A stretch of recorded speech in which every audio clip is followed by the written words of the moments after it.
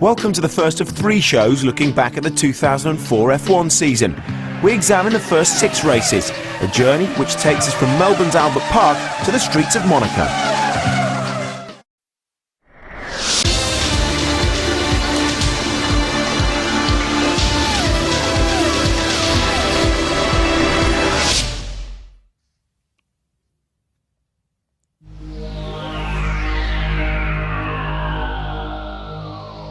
Formula One welcomed 2004 with its own unique blend of glitz and glamour.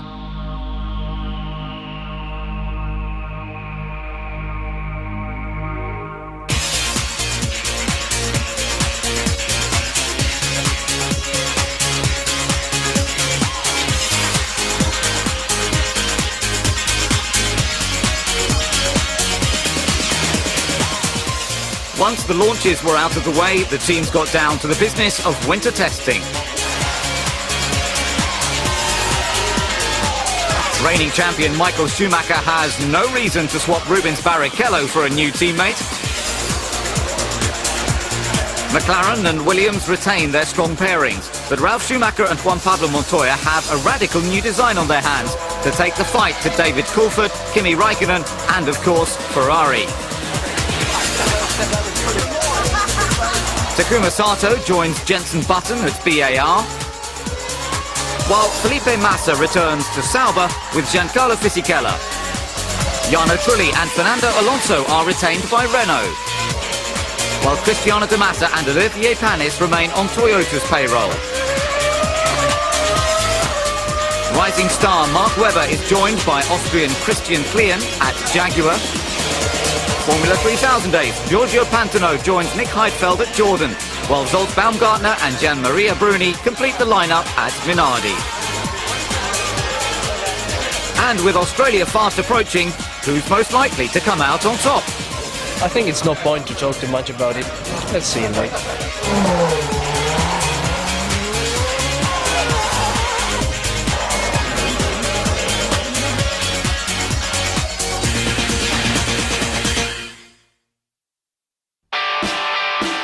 Australia plays host to a sun-drenched first race of 2004, and the PR machine is already in full swing.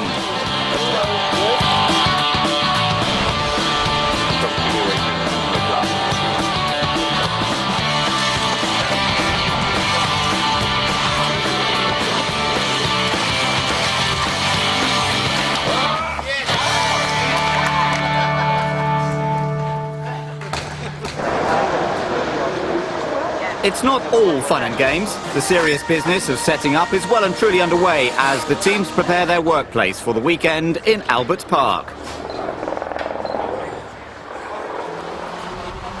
But this is Melbourne, and things are still very relaxed.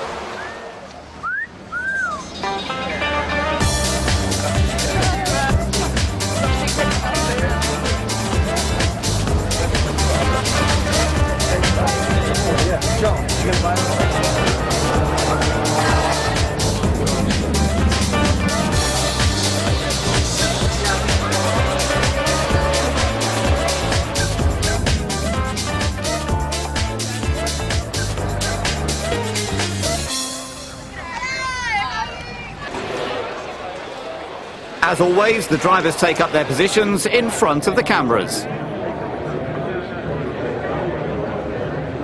But some are more comfortable there than others. It's not just the drivers who are lapping up the spirit. It's fantastic. The weather's good, the atmosphere's good. The best atmosphere you'll ever see in the world. The beer's good, yeah, it's great. It's your shout. Yeah. So who is everyone cheering for? Webber. Silly question. The rest is mere detail.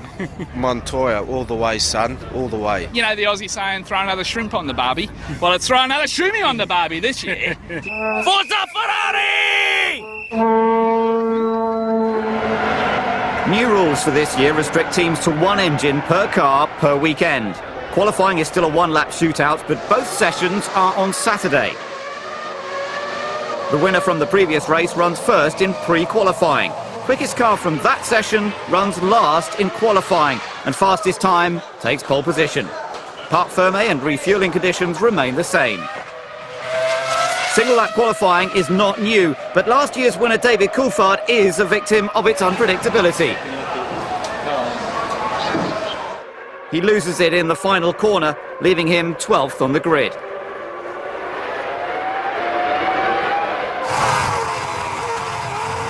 Michael Schumacher is rarely a victim of misfortune. A time of 1 minute 24.408 puts him in pole position once again at the Australian Grand Prix. Teammate Barrichello makes it an all-Ferrari front row, with Montoya and Button not far behind.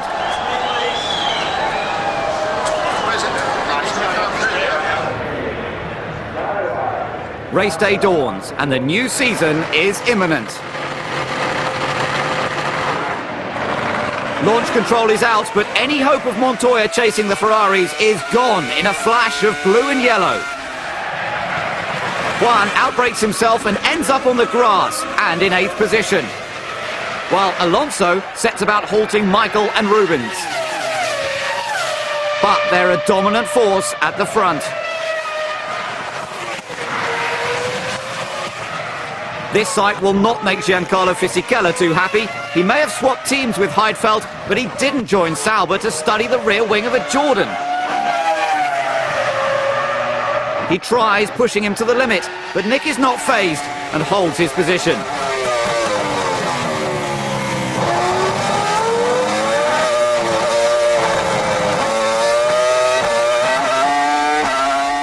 Teammate Felipe Massa is having a ball attacking Kimi Raikkonen. Unbelievably, the McLaren is easy prey for the Sauber.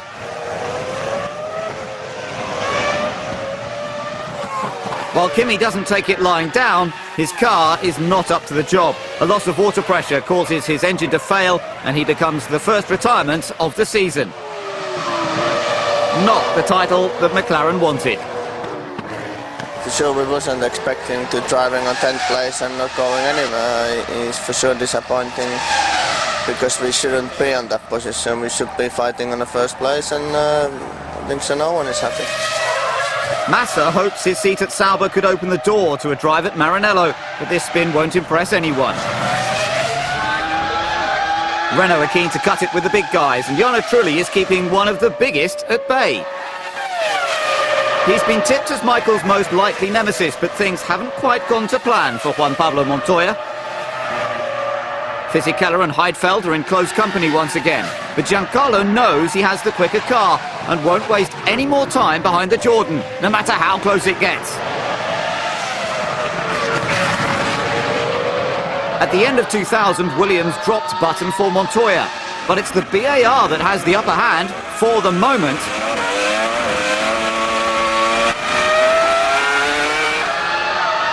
There's pride at stake here, and the contest is really revving up.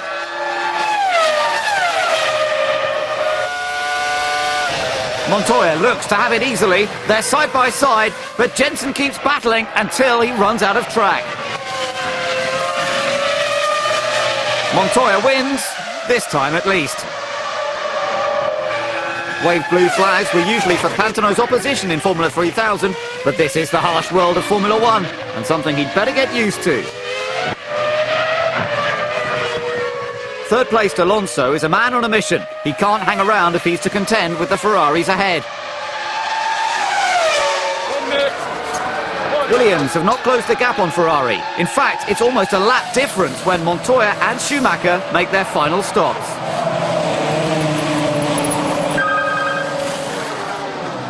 A clutch problem means Heidfeld's gap to his mechanics is non-existent.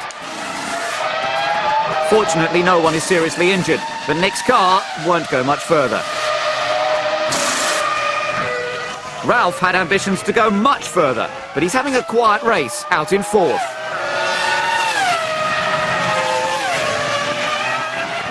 Michael's race looks equally peaceful, but Schumacher Sr. has got the luxury of having everything under control at the front.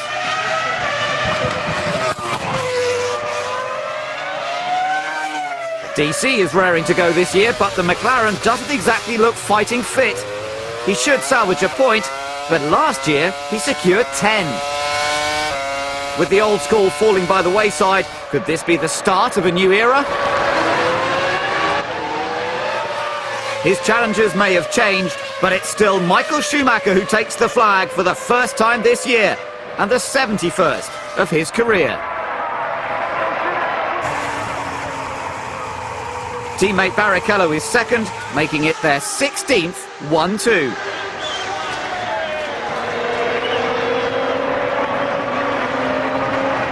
Alonso finishes a well-deserved third. Getting on the podium at the first race with the Ferraris certainly puts Renault right on track for the rest of the year.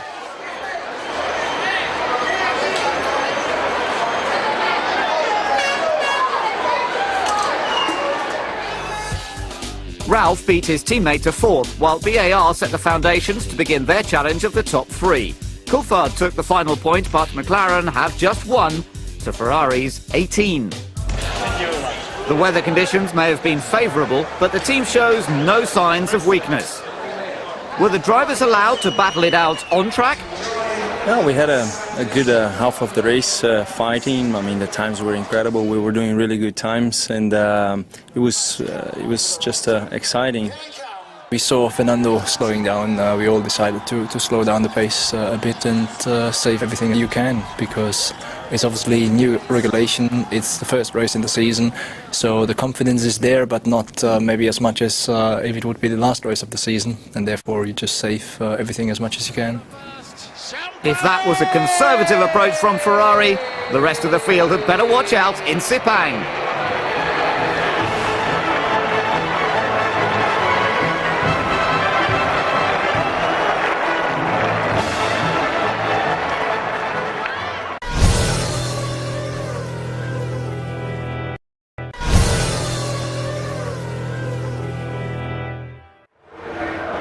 Malaysia offers a vibrant fusion of cultures and customs, east and west, and as ever the atmosphere proves hot and sultry. But the sweeping circuit saw several drivers lose their cool in qualifying. Takuma Sato hits a bump and spins at turn 11.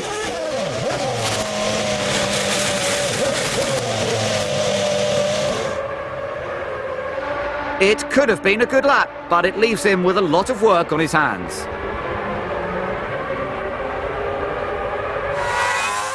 Another big name at the back is Fernando Alonso. He too was pushing hard, but a mistake at turn 14 sends his Renault into the gravel and leaves him in last place for the race.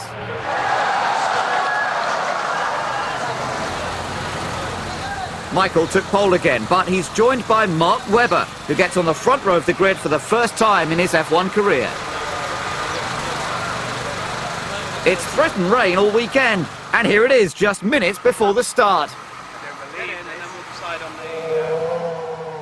Giorgio Pantano falls foul of the one engine per weekend rule and opts to start from the pit lane rather than the back of the grid. The track is dry in places and damp in others. It's going to be a very exciting race. It hasn't even started and already Raikkonen's demonstrating some on-track acrobatics. Kimi recovers his position, but could it be a bad omen for his afternoon? Fernando Alonso will need every good luck charm going to get through from the back of the field if he wants to mix it with the Ferraris.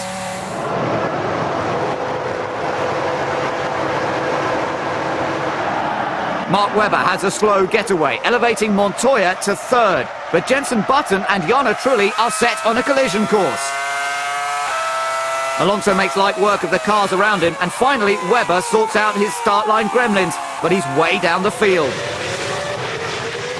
Trulli gets ahead of Button, while Sato, who started at the back of the grid, makes progress at Heidfeld's expense.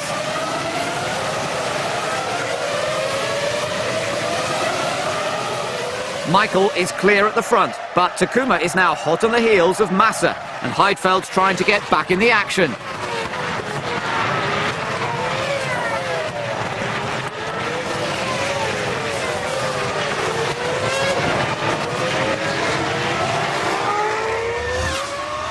And just in case this isn't enough, there's more rain, but only on parts of the track. Michael takes it steady, but Barrichello's harder compound Bridgestone tyres are not paying off in these conditions. He runs wide, allowing Montoya and Raikkonen to reap the benefits.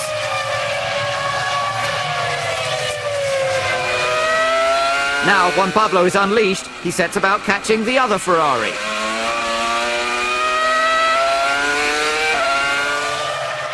And before long, he has caught Michael. If only things had been different at the start. Rubens had better watch his mirrors. Button goes round the outside of Trulli as Ralph, Coulthard and Webber exchange hostilities.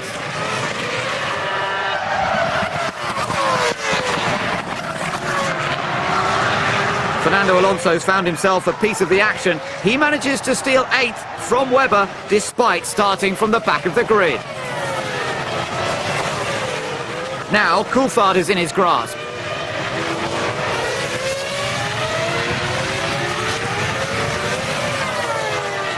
How can it have gone so wrong for Mark Webber? Ralf Schumacher takes 9th, but the two make contact, and it's the Jaguar that comes off the worse for wear. Mark suffers a puncture to the right rear tyre, and he will have to stop for repairs.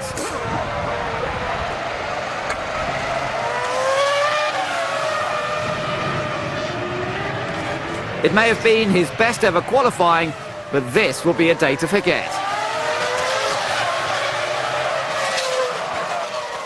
It's a weekend to forget for Sato. The team can't believe he made that mistake.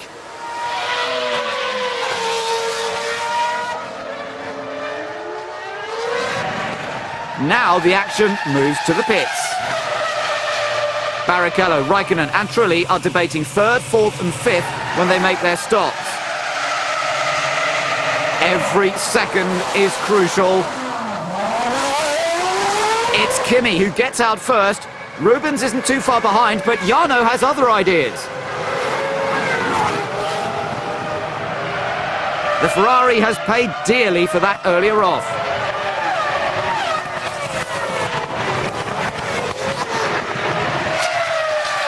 There's plenty of activity further down the field, courtesy of Olivier Panis and Giancarlo Fisichella. A momentary lapse from the Sauber leaves the Toyota right on his tail.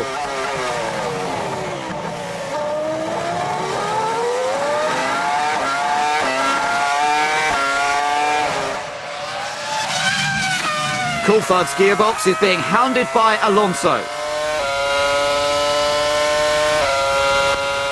But staring at the back of a McLaren isn't where Fernando wants to be, so he goes right round the outside.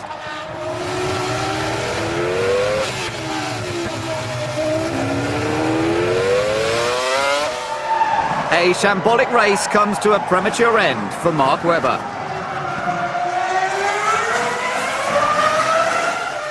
It looked so promising, but it just wasn't meant to be. Michael and Montoya remain P1 and P2 after the last round of pit stops, but a fuel rig problem for Raikkonen helps Button to leapfrog him when it counts most. And now a top 3 finish is up for grabs. Things are really heating up. Not quite as much as at Williams though. A podium was always going to be a long shot for Ralph, but a retirement was not predicted. It all went downhill when he touched Webber, and now there's a rare BMW failure. BAR know how fickle Formula 1 can be. Button has been P3 before, and they're not getting carried away just yet. Montoya is still second when he makes his final stop.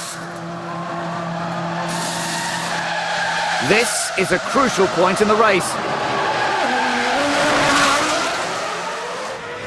He did not want to rejoin behind Barrichello's late stopping Ferrari. Juan Pablo and Rubens may be friends, but Montoya won't let that get in the way of the top step of the podium.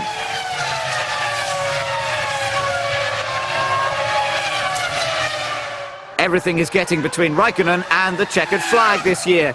A probable hydraulics problem leaves him on the sidelines again.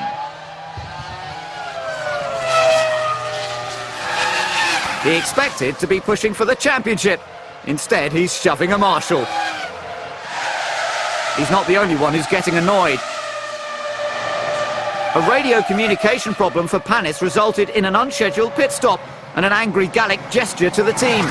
A hasty exit costs him a penalty. Sato's departure is just as rapid, but a little more smoky.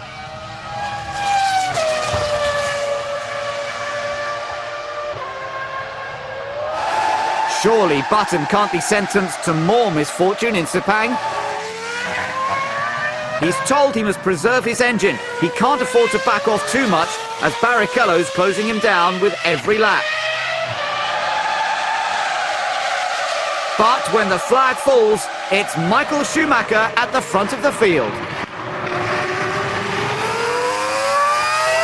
He wins once again in the sweltering heat of Malaysia.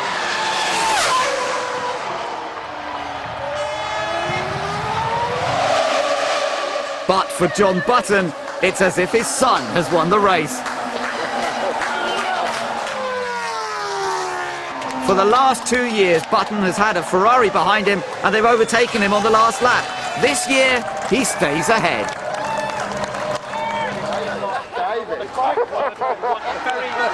Despite his engine woes, he held off Barrichello to the bitter end to make his first visit to the podium.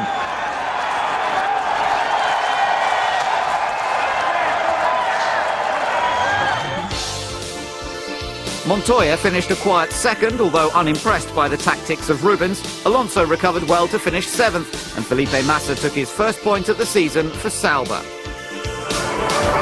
This is the moment BAR have been waiting for. How does it feel to finally taste that champagne? I choked a bit, but no, it's a great feeling, and it's amazing for the whole team. We worked so hard for this, and it's been a great start of the season. I couldn't have wished for anything else really at the moment.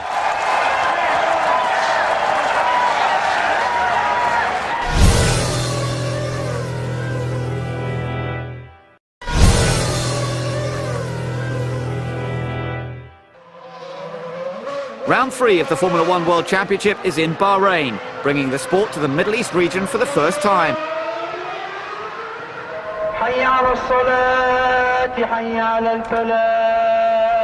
The kingdom combines true Arabian culture and modern-day technology and has an enthusiastic motorsport community led by the Crown Prince Sheikh Salman bin Hamad bin Isa Al Khalifa.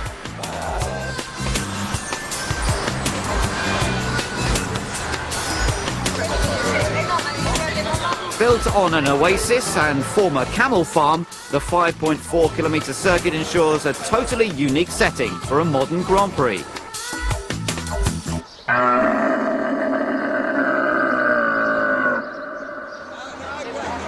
The deal was made in Monza 2002 and work began to construct the circuit in the sand. After 486 days of work, 6 months ahead of schedule, this really is an achievement. I'm extremely proud. Proud of everybody involved. It's not just me who did this. There were a lot of people who worked extremely hard on it. So, pride at the accomplishment. It has the official seal of approval from Mr. Eccleston. What about those who are driving the circuit? Well, yeah, this is a bit of like a new standard to Formula 1, and I think it's great. And I think all the new tracks and places we're going to go is a bit like that. I like the circuit. To look at it looks very, very exciting. It feels like it's a bit of, it's half Melbourne, half Sepang, so it's going to be an exciting circuit, I think. The modern-day interpretations of Arabia might look good for the spectators, but how do the drivers prepare for a new circuit? We had some simulations in the computer to know a little bit better the track and to know which gears to use in the corners, but for the driver point of view, nothing very different compared with a normal Grand Prix. The computer can give you a help to start with, but at the end of the day you decide the thing. So I've been running on the circuit this morning, and then you just transpond your guess of the circuit into the speed, and then it's fine. Does a jog around the circuit help the world champion learn the track? Not for me, honestly. The preparation I take is to know the infrastructure of the circuit, to know when is what corner, to see maybe some dangerous points where you can damage your car going wide or things like that. And as I do going around the circuit, and that's it. Going around the circuit on foot. Scooter. It's easier. Thank you. Perhaps Alonso should have checked out the circuit some more. This off means he'll start at the back of the grid again. As will Kimi Räikkönen, who abandoned his qualifying lap. He would have had a penalty thanks to an engine change on Friday. The team hopes that by changing his tyres and fuel levels, they can optimise his race strategy.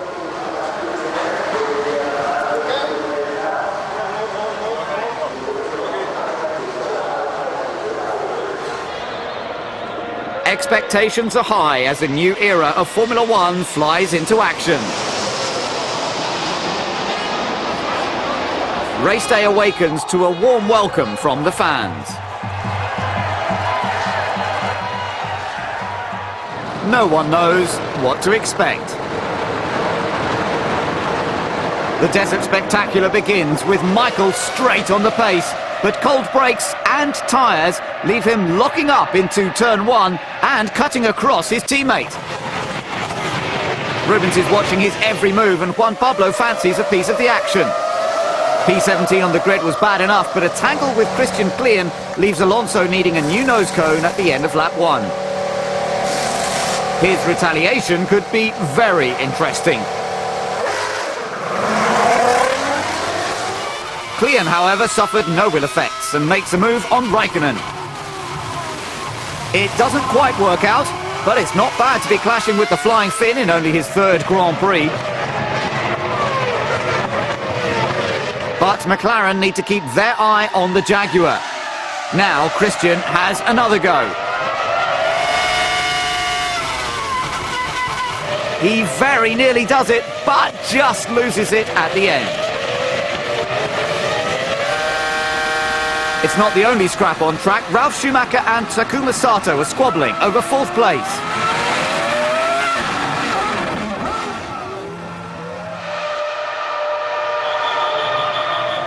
They go into the corner side by side, but Ralf doesn't leave enough space and ends up pirouetting off the track.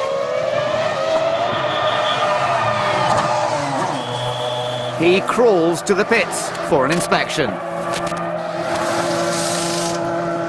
Everything looks fine, and Ralf is told to get on with racing again. Räikkönen's race is going nowhere though. He gives in to Klein, but he makes sure the team know it was his engine that had given up on him.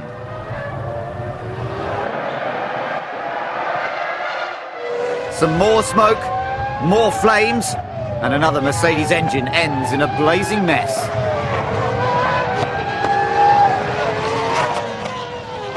With Williams and McLaren having a scrappy start to the season, BAR are looking stronger and stronger each race.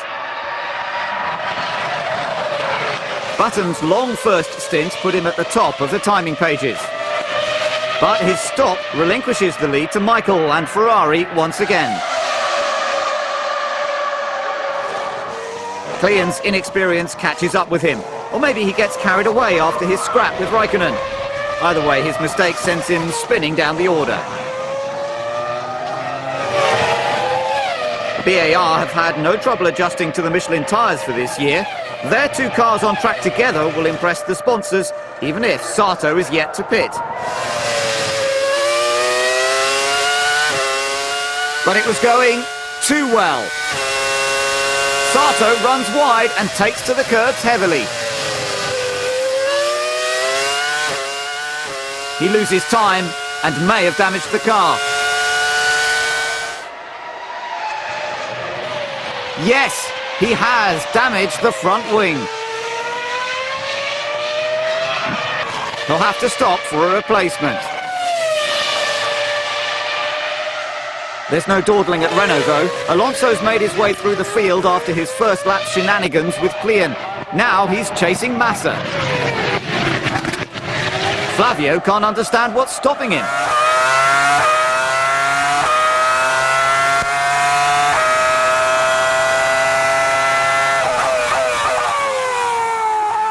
Eventually, Fernando does it, much to the relief of the team.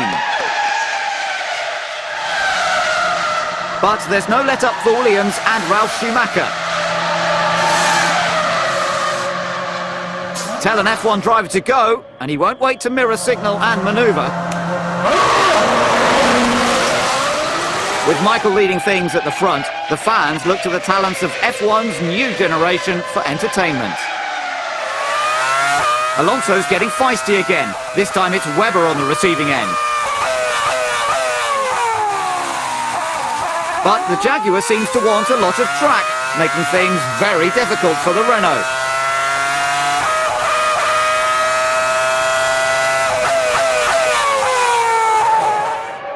Surely he'll get him on the pit straight. A mistake into turn 1 from Webber is all Alonso needs. They might both be managed by Flavio, but only one drives for Renault. Sato's recovered well, and he shows Ralf the way to get 2 cars safely through turn 2. Taku passes Coulthard. The McLaren has no response. David Richards keeps an eye on Sato, while a quick stop for Button could get him out in front of Jarno Trulli. The Renault encountered traffic when he needed clear track and cannot do anything about the BAR emerging ahead. That first podium in Malaysia for Jensen seems to have given him an extra boost.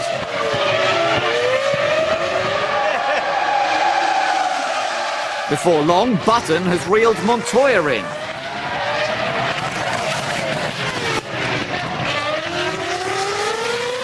Technical director Jeff Willis can see an opportunity, but knows Juan Pablo is not an easy man to pass. But all is not well with his car. Button goes wide, but he finds Montoya in a generous mood.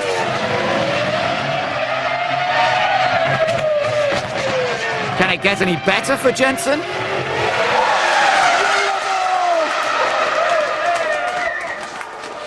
It can't get much worse for Juan Pablo.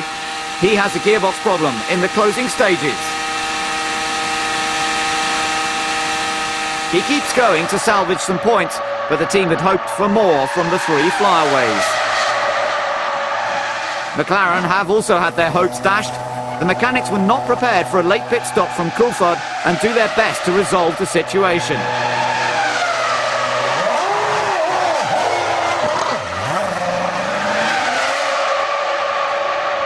But he's lost air in the pneumatic system of the engine, and nothing can be done. DC stops and goes no further. Without reliability, there's no hope of winning a race, never mind a championship. Reliability is something Ferrari have by the bucket load.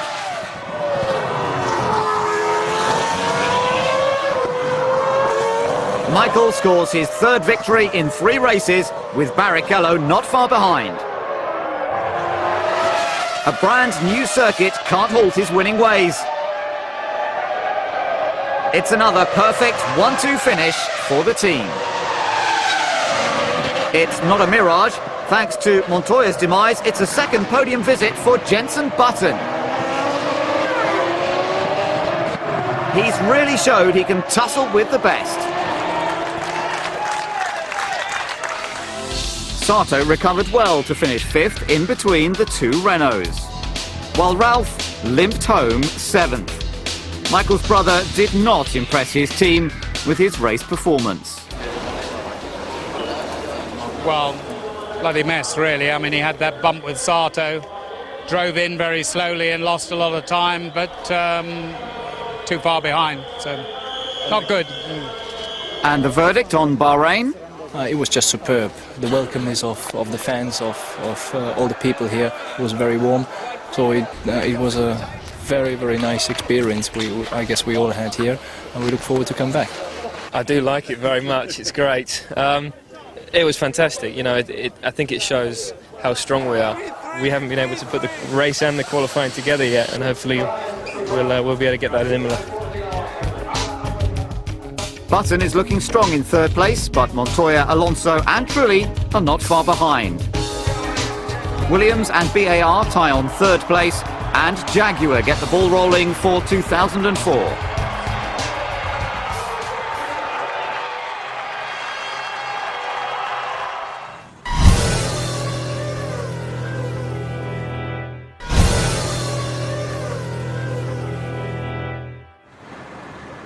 The European season arrived with an air of reflection. San Marino marked 10 years since that fateful weekend in May 1994. For many who knew Roland Ratzenberger and Ayrton Senna, it makes no difference to the feeling of loss, whether it is 5, 10 or 11 years. But whatever opinions are on the relevance of the date, one cannot deny the impact it had on the sport, and particularly the legacy Ayrton Senna left behind.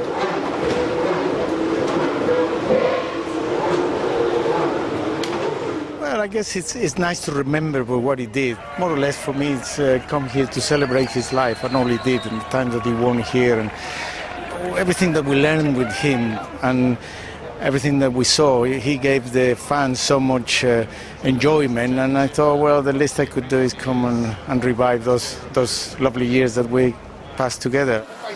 Senna brought a certain flair and charisma to the sport. Well, I think he brought a new style. He entered the new era of Formula One. He embraced it. He got other people to embrace it. He was fussy about safety. He was also fussy about making sure that the right image of Formula One. He was a very stylish character, and he brought that Latin American magic with him. And everyone loved going to Brazil. I think he whipped up excitement, and very few sportsmen are able to do that. He was a very special person. You could see that sometimes he didn't like the fans to get it too close, in a way that if he was talking to you or talking to me, he felt that was a private moment. But he could be very open to them and be a nice guy to them as well. But the best out of him would be with a glass of wine, and then you would see him talking. Because apart from that, he was very quiet, and maybe he didn't want to get emotionally linked to anyone in a way. With a little glass of wine, he was fabulous.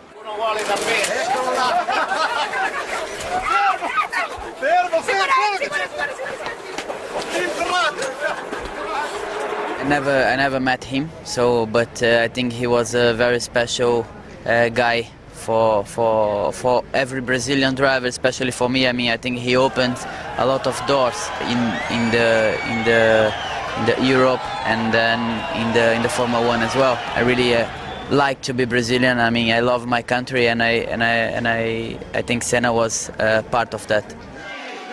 Of course, his immense talent on the track ensures he will never be forgotten.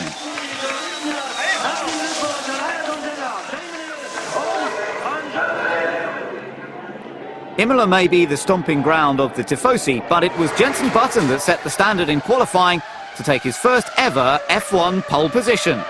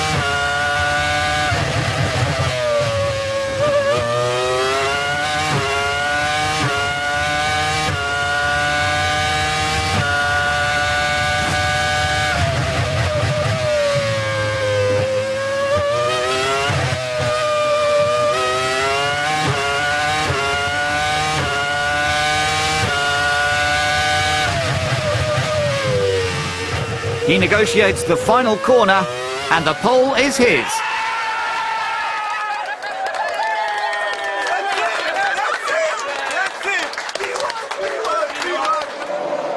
Jensen's got to focus 100% on the start lights, even if it is Michael Schumacher filling his mirrors. Michael makes no impression off the grid, while Jensen's pace is mind-blowing. Schumacher closes the gap, but there's contact further back. Coulthard's off in the first corner. Montoya knows he has a tyre advantage at this stage. But you don't win 6 championships without having a ruthless streak.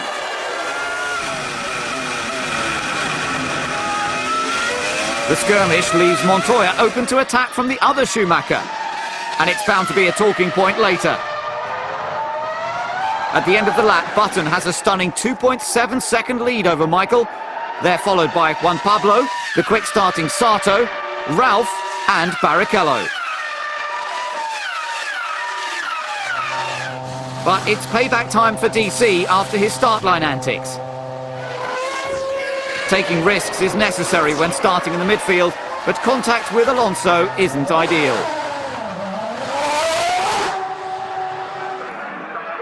This is the contest for first place.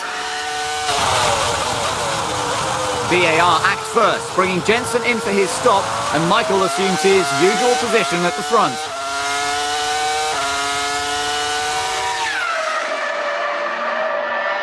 Schumacher is like an animal unleashed and starts lapping 1 second quicker.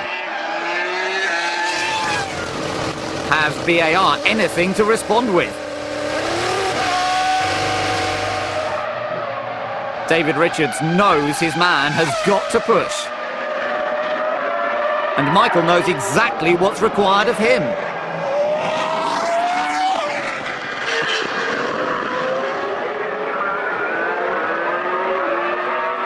After 2 blistering laps, he's into the pits. And Ferrari work as flawlessly as ever.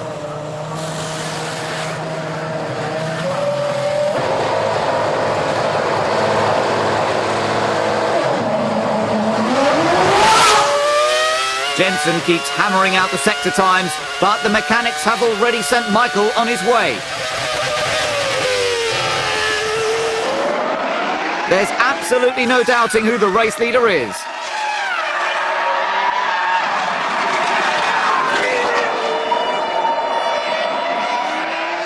You don't need a stopwatch to tell you Michael's fast.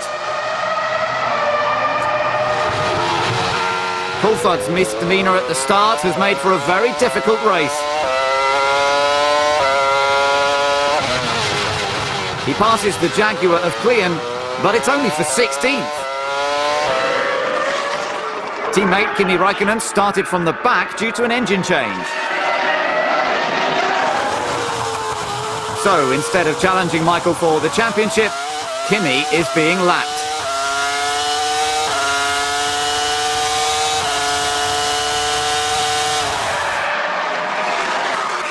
Unbelievable luck. Barrichello hasn't had a sparkling race either, dropping places at the start and getting stuck behind traffic. Now he's chasing Ralph and leaves the Ferrari mechanics to work their magic on his car.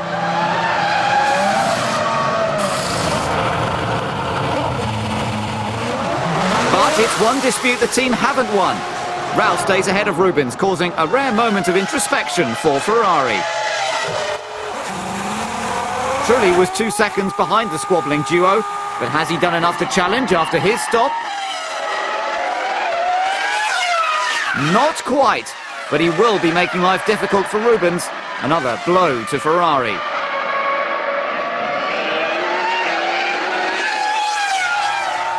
He's not the only Renault Rubens has to deal with. Fernando Alonso is on the prowl.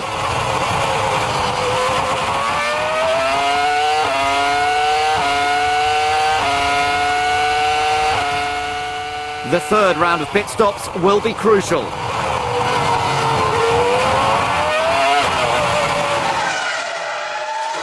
Poor qualifying left Alonso 6th on the grid, and Coulthard's mistake pushed him down to 9th. But now the gap has closed, and 4th could be within reach.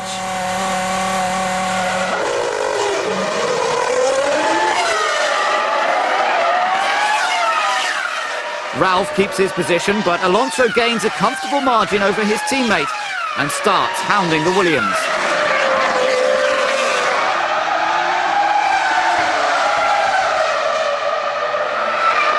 Alonso makes his move to the inside and stays there, leaving Ralph to take in the scenery. Another costly loss of championship points for the team. And a troubled race comes to a smoky end for Takuma Sato, with only a handful of laps to go. The marshals may struggle to find his car with all that smoke. The only thing Michael Schumacher has to look for is the checkered flag. The fact that Jean-Todt and Michael are both ambassadors for the Republic of San Marino makes this win even more special.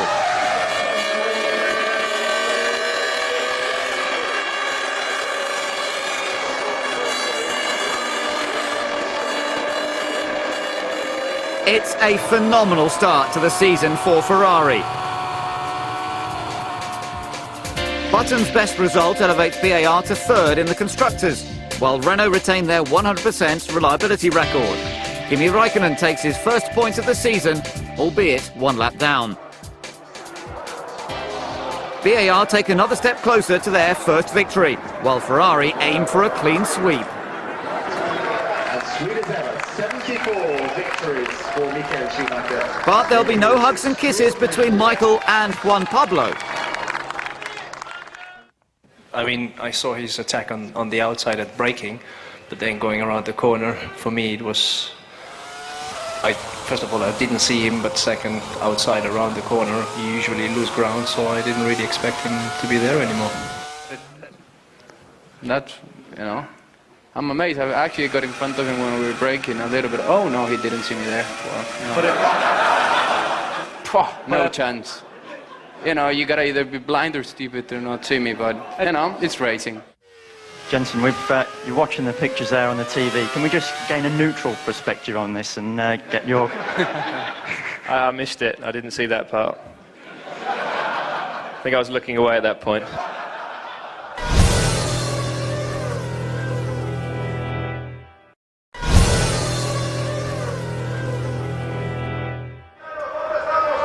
The Catalan capital of Barcelona welcomes F1 with bright sunshine and blue skies. But Ron Dennis comes to Spain with a lot on his mind. 2004 hasn't exactly been a vintage year. McLaren have only 5 points to Ferrari's 64. Happy memories like this must seem but a distant memory. Kimi, in particular, has been beset with technical problems at every race. It's not my fault if some parts are not lasting. I cannot do anything else. I just try to drive as fast as I can, and that's really all. Bahrain was one of their worst races for some time. Kimi had an engine change on Friday, abandoned his lap on Saturday, then neither car finished the race on Sunday. Reliability has been marginal relative to some of our competitors over the last few years. Ferrari have been the benchmark and they've been phenomenal, and we haven't achieved that, and it is achievable, and that's obviously what we have to work on. But the difficulty is when you're playing catch-up in performance, that becomes your primary goal, and we need to find the performance to then work on reliability. The solution?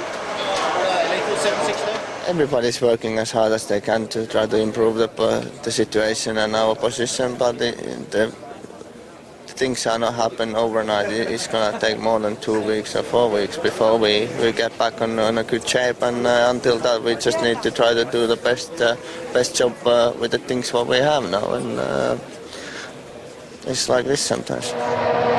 Jenson Button also had problems. He was P1 in Imola, P14 in Barcelona. What happened? The first sector was good, and I came to the top of the hill, turned in, and everything was fine. And as I got to the apex, I don't know if it was wind or if it was just the car balance, I got a snap of oversteer. But it was looking like a strong lap. We definitely would have been up the front, but nowhere near Michael. The nearest man was Juan Pablo Montoya.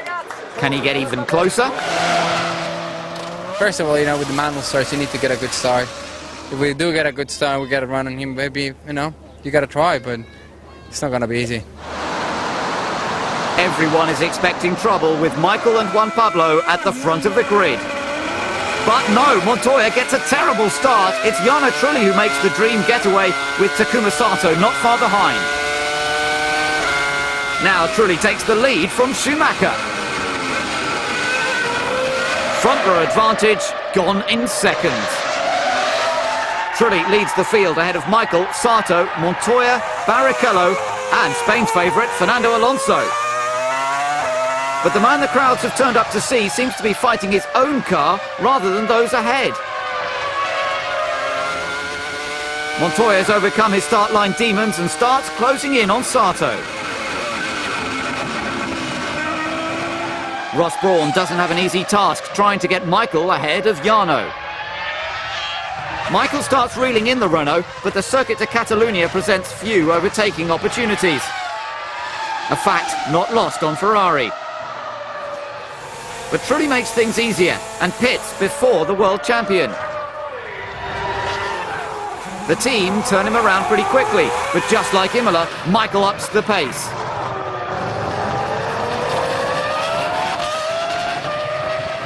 If it can't be done on track, wait for the pit stops and let the strategy do the work. It's going to be very close.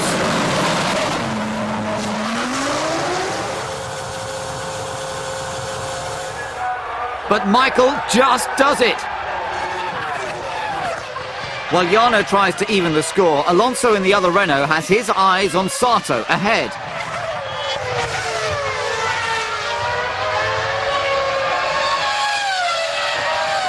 Being lapped left Baumgartner in a spin. Now the Alonso-Sato squabble for third goes to the pits. Fernando is in first. But when Takuma follows him one lap later, he finds himself following him on the track when he rejoins. Rubens is using his two-stop strategy to maximum effect. It's taken him from 5th to 2nd behind his teammate. But Nick Heidfeld has another dismal weekend in the Jordan, retiring with a hydraulics-related gearbox problem. Things are no better for Williams. The team took a gamble with the brakes in a bid for aerodynamic improvement, but it was a risk too far. Montoya nearly took his jackman out. He's okay, but his race is well and truly over. It's 10 years since Coulthard debuted in F1, and it must feel that long since his last win, as he's lapped by Alonso. Teammate Raikkonen is brushed off just as easily by the local hero.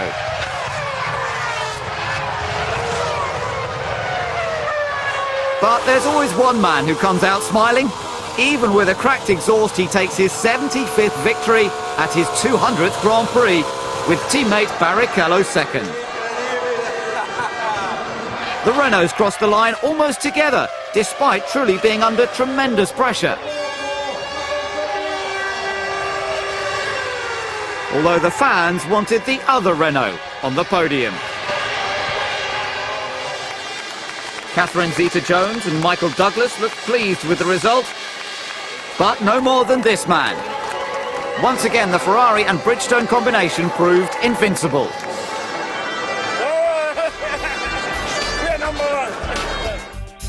The two Renaults finished up behind the Ferraris, although the local boy just missed out on a podium. Fisichella scores his first points of the year, but all the post-race talk concerned those starts from Trulli and Sato. I thought I got a quite good start. I overtook Montoya and slightly better than Michael. And then, but Jarno is just flying, but I don't know how they do that. My reaction time was exactly the same as the green flag, and actually was nearly a jump start. And it was good because we were pulling away. This gave me a good gap, which I could then manage for the rest of the race. Unfortunately, on Barrichello, I couldn't do much. But anyway, it's a great result. However, Williams' attempts for a good finish backfired. Well, the front teams do automatically all that's their psychology in order to extract every tenth of a second. And most times they get it right. And I would suggest that most times we get it right, but today we sort of caught with our pants down, I guess. The beautiful setting of the French Riviera may be a joy for the fans, but racing in Monaco has always been a logistical nightmare for the teams. They traditionally had much of their equipment based up in the hills outside Monaco, as garage space was very limited, particularly for the smaller teams. Cars would have to be towed down to the pit lane for every session. For this year, the pit lane is on the other side of the garages and is 2 meters wider than before. It also provides an excellent view of the track and harbour. Sporting manager for Renault, Steve Nielsen, takes us on a tour of the new garage complex. Okay, here we are in the pit box. As you can see, it's a fairly normal setup. We've got our 3 race cars. Race car here, the spare car which is currently out being used for a photo shoot, and pieces of another car behind you because that's not quite finished yet. Painted the floor when we arrived. We put all our normal pit panelling up. Mechanics toolboxes and computers and all the normal stuff, starter motors. The rest of the stuff is at the back, and we can now go upstairs and have a look at the engineer's office. Here we are on the first floor of the pit building, up in the composite spares area. We've got engine cover ducts here, spare engine covers here, and under trays. We bring spares for all parts of the car with us. Smaller parts are through there, and now we're going through into the race engineer's office, where the chassis and engine engineers work on setup of the car. We have meetings, debriefs, and driver briefings are all held here. As you can see, we have a perfect view of the pit lane from the first floor here, and this is indeed where we have our race engineers stand. We have chassis engineers and chief engineers working on here during the race, and the whole strategy of the race is run from here. We have the data displayed on the screens, the pictures, the times and everything. This is exactly the piece of equipment we normally have on the pit wall. Is it a success? It's really largely much as a normal race, other than the setting, of course, and the proximity of being right in the centre of a city. The new pit complex has made it a more sensible place for us to work in. We don't have to push the cars from the top to the bottom every time, and we operate in one place with all our kit and people in one place, and it's very nice. It's obviously worked well, as Jarno Trulli takes pole position alongside the harbour. He's been criticised for his race pace in the past. Has Jarno got what it takes to stay at the front? The sun is shining as the formation lap gets underway, but not on Olivier Panis. The start is aborted because the Toyota has stalled. For once, neither of the Ferraris are on the front row. It's going to take a good strategy to get them ahead. But tactics have gone out of the window for Olivier now. He'll start from the pit lane. 19 cars are ready on the grid. Will the delay cause problems for anyone else? Sato sets off like lightning, clipping Michael's Ferrari on the way past. The Renaults made their usual cracking starts, but they're being hassled by the BARs. Trulli leads Alonso, Button, Sato, Raikkonen, Michael, Barrichello, Coulthard, Montoya, and Baumgartner's struggling at the back. There's smoke from Sato's car. He could be in trouble, but he's not pulling over. The Renaults are stretching away from Button, while there is quite a queue forming behind the other BAR of Sato. Something is definitely wrong.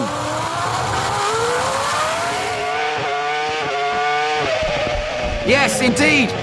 That is a very sick engine. Kimi gets past, but there are plumes of smoke all over the track. And now there's a car upside down. It looks like the Sauber of Fisichella. The mechanics are suitably concerned. Giancarlo looks fine. He's out of the car and walking. He was very lucky. It'll take some time to clear the track, so the safety car is coming out. The Honda engine expired spectacularly. This is what Kimi saw. He wisely moved to the right, but Fisichella launched off the back of Coulthard and flipped right over. Taking the McLaren out of the running as well. While Taku takes it all in his stride. The race gets going again, and Michael has moved up to 5th, but Ferrari are left scratching their heads. Alonso sees a green flag as an opportunity to put his teammate under pressure. Ferrari still have no answer to the blue and yellow cars ahead. Trulli is really flying, but will he break his unlucky streak? Raikkonen avoided the earlier carnage, but misfortune never seems far away. The team bring him in for checks, but they choose to retire him due to hydraulics problem. It's another non-finish for McLaren.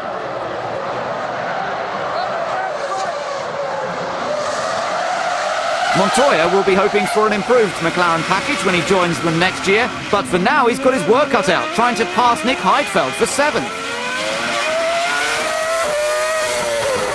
The Jordan is going well and could score points for the first time this season. Montoya makes the move, and now Massa has the final points position in his grasp.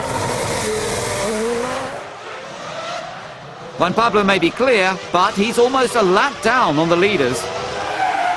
It's still a Renault 1-2, but Flavio is unimpressed by Nick Heidfeld's unwillingness to let the leaders through. It's a tense time. Lapping back markers can be a risky business. Trulli and Alonso get through. Now third-placed Michael is on the case.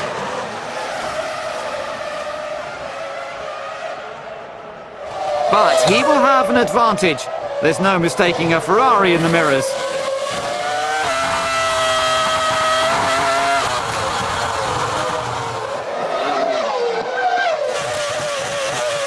Button is now 4th, giving it all he's got.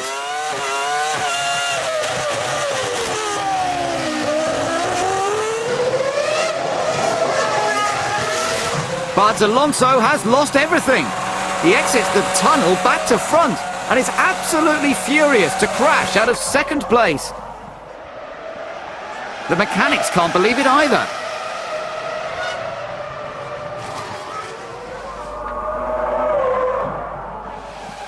A coming together with Ralf Schumacher has maximum impact.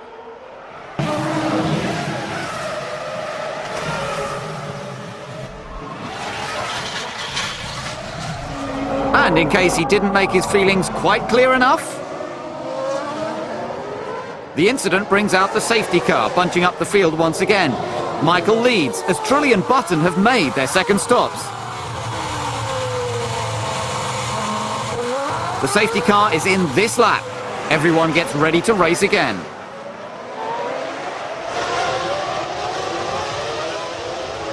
But Michael exits the tunnel in a wrecked car.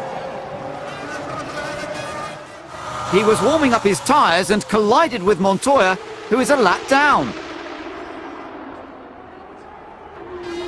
The world champion is out for the first time this year.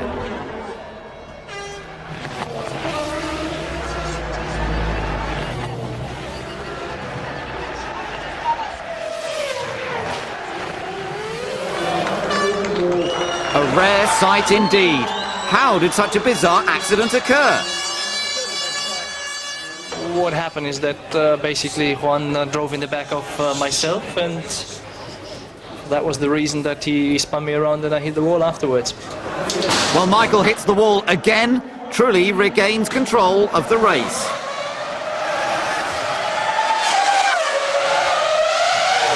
His nearest rival is Button, who has no problems lapping Juan Pablo Montoya before setting off on his chase.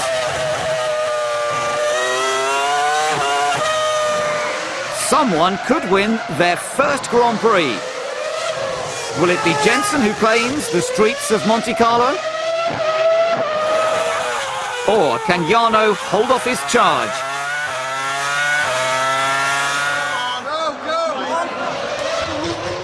Jensen is hounding the Renault. With few places to pass, he'll have to hope Jarno makes a mistake. Button keeps pushing. But he is another victim of back markers. VAR really want this win, but then so does Trulli. It's a mesmerising contest to the end.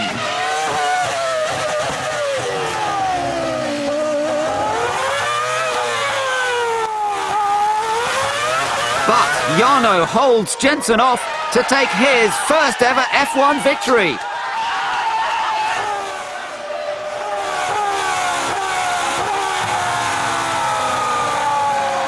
He's the only man other than Schumacher to win a race this season.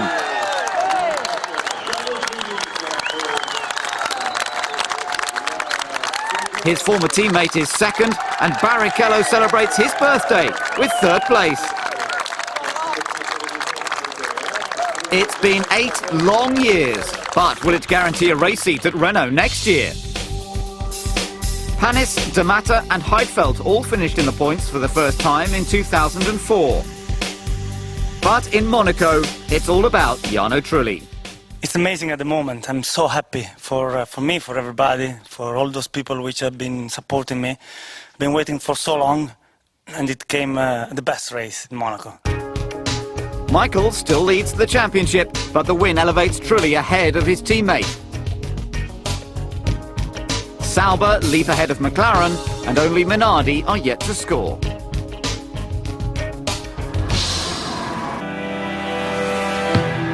Next time, the 2004 season review continues as F1 moves to the Nürburgring, takes in the North American cities of Montreal and Indianapolis, and returns to Europe for the summer, only on Sky Sports F1 HD.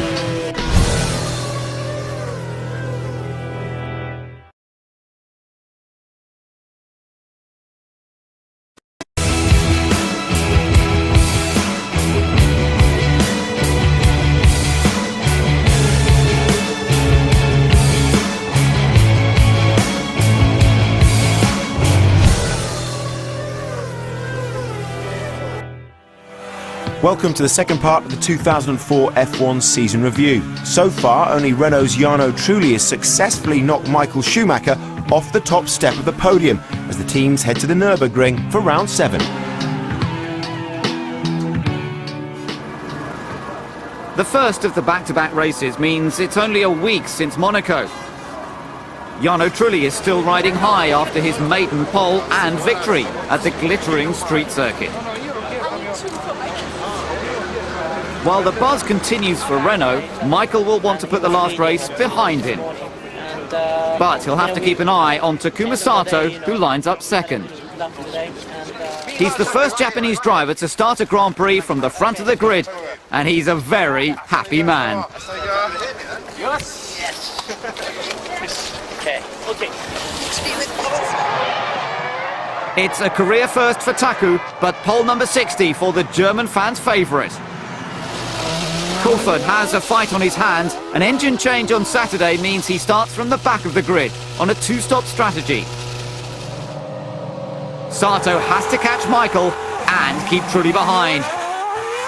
The Renault gets away best, but Taku makes a late surge. Beating your teammate is one thing, but being taken out by Montoya in the first corner will really put Ralph's nose out of joint. The contest for second reaches a higher level. VAR want to chase the runners-up spot in the Constructors' Championship, so Trulli ending the lap 7th will help their cause.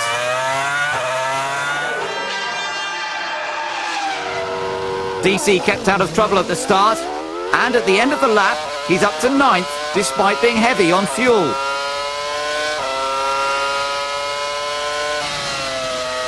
If reliability's on his side, he could score some valuable points.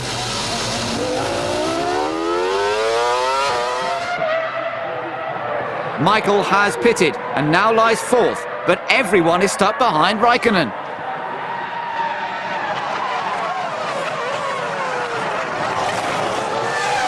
But after his pit stop, it's clear that Kimi has a problem. He slows and pulls off the circuit.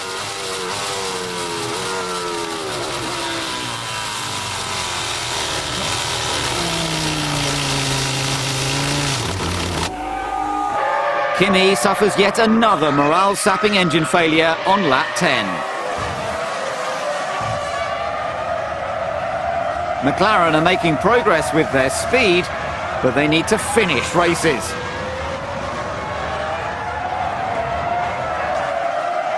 Renault have got problems with their favourite driver's car. All Fernando can do is try to protect his position when a problem causes him to go off the track at turn 4. David Richards watches the Battle of the Brits. Coulthard has been nowhere near the BAR this year. But he has made good use of a strategy that has brought him back into play, rather than at the back of the grid.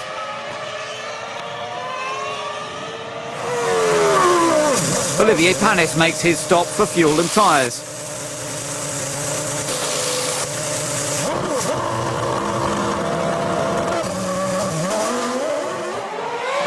He hopes to repeat his point success of Monaco and is having a good run after qualifying 10th. But he doesn't see the blue flags and nearly takes the race leader out.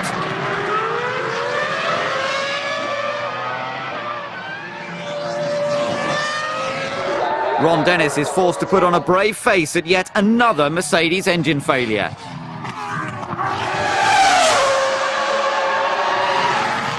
The all-too-familiar sight of a smoking McLaren ends a good attempt by DC. Not good PR at the home of their engine manufacturers. Since his first lap mishap, Montoya has been pretty quiet. Now he's in combat with Christian Klein for 10th.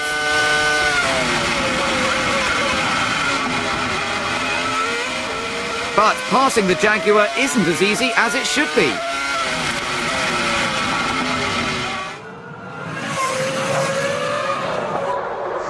BAR encourage their drivers to take every opportunity they can and race until the checkered flag. Sato doesn't shirk from a fight and now is challenging second place Barrichello. But there goes a podium finish and a new front wing will be required.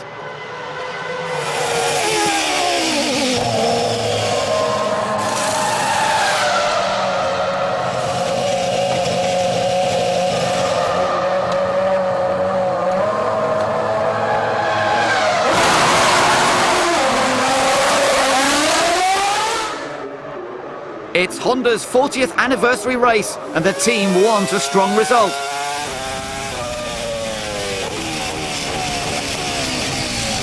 But all they get is a blown engine down the pit straight. Such bad luck with just 13 laps to go before the end of the race, and the frustration is all too clear.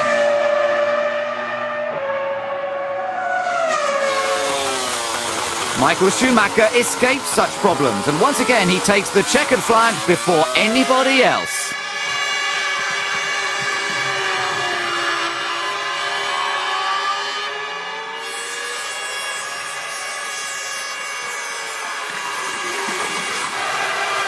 Jenson Button is third, although it's a bittersweet result for the team when the podium was so close to being Taku's. So it's another perfect result for Ferrari. Alonso got his Renault to the finish just behind his teammate, despite his problems. Ferrari's victory was particularly poignant in the light of the death of Fiat boss Umberto Agnelli. I think it was great to have this success to dedicate it to the loss of Umberto. And obviously we all shocked about when we heard the news. But I'm pretty sure that if he can see or hear us, he will be very happy with what we do. I mean, he has been a fighter in all respect, and he has always supported us. So I hope we have been able to give something to him. Win number 173 for the Scuderia would have made Agnelli very proud. Monaco is the glitzy circuit for the rich and famous. The Nürburgring provides a relaxing break, but Montreal offers a party atmosphere for all. The Canadian Grand Prix sees Jordan's first all-German lineup.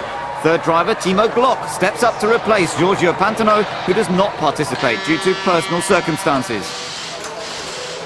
Despite no experience of one-lap qualifying, Timo managed 16th, just behind teammate Nick Heidfeld and ahead of Takuma Sato. Taku tried to make up for a mistake early in the lap. but missed part of the chicane, hit the curb and got in a spin, narrowly missing the infamous Wall of Champions. He had the speed to deliver, but has made his life tough for Sunday. And bizarrely, Ferrari also have their work cut out. All weekend we've had a very, very good tyre for consistency, but it's been a little bit of a struggle on the first lap. That hurt us a bit today. Both drivers had difficult laps and cost us the better qualifying positions. The only point of optimism is it is a very good race tyre. Ferrari keep a positive outlook. They may need to from 6th and 7th. That leaves Ralf Schumacher and Jenson Button to lead the cars onto the grid for what will be a very thrilling race.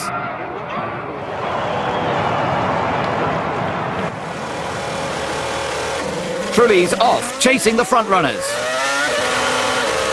No, he's not. As Jarno crawls to a halt, both Jaguars and a McLaren make contact, sending cars everywhere. Kimi Räikkönen's having difficulty keeping Michael back in 6th. While Ralf is pulling away from Button, Alonso, Montoya, Michael, who's now 5th, Kimi and Rubens. But a puncture caused by the first lap crash forces Webber to make an early stop. Kimi couldn't resist Michael's advances, and now Barrichello has designs on 6th. The McLaren is looking on better form than previous races, but is it up to fighting Ferrari just yet? Rubens is very persistent and forces him to yield. Whereas Jarno has no words to explain what happened to him.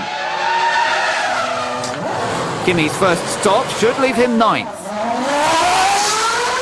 But crossing the pit lane exit is forbidden. Räikkönen slips up and will get a penalty for that later. Mark Webber's rear suspension problems get worse and he retires on safety grounds. Up at the front there have been several different leaders. The latest, Fernando Alonso, relinquishes the lead when he makes his stop, leaving the Ferraris on their 2-stop strategy to scrap with each other. Rubens is chasing Michael. How far is he prepared to push the reigning champion? Ferrari know that Alonso could be a real threat in 4th, despite his 3-stop strategy. But they can breathe a sigh of relief when he pulls off the track with a drive shaft failure. That's not a sigh of relief from Briatore. The team remains 2nd in the championship, but it's their first double retirement of the season. Ralf Schumacher hasn't featured at the front too often this year, so Ferrari keep a close eye on his 3rd pit stop. Michael should take the lead, but will it be Rubens or Ralf chasing him? It's been a while since it's been Schumacher versus Schumacher to the finish.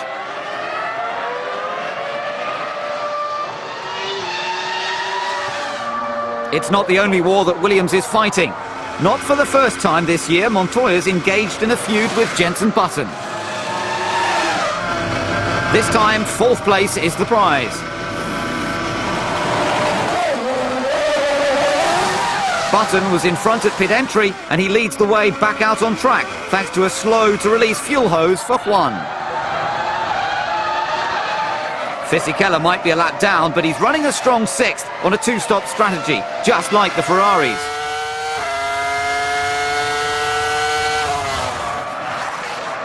But things have gone from bad to worse for his teammate Felipe Massa.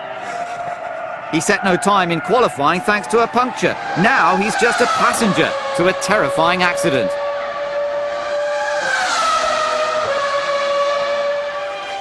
Fortunately, he only needs a precautionary medical checkup. One man who rarely misses the end of the race is Michael Schumacher. Ralf is a close 2nd and Barrichello is 3rd. It might not be an all-Ferrari finish, but it is an all-Schumacher 1-2. For once, Ralf gets to celebrate with his big brother, but the FIA want to talk to him. No words are necessary for Ferrari. They don't even need to start on the front row to dominate the race.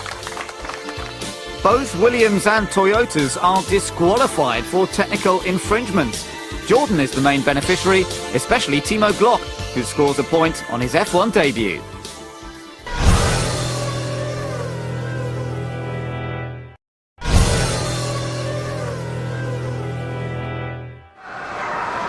The Indianapolis Motor Speedway is a sporting institution, and a few legends turned out for the event.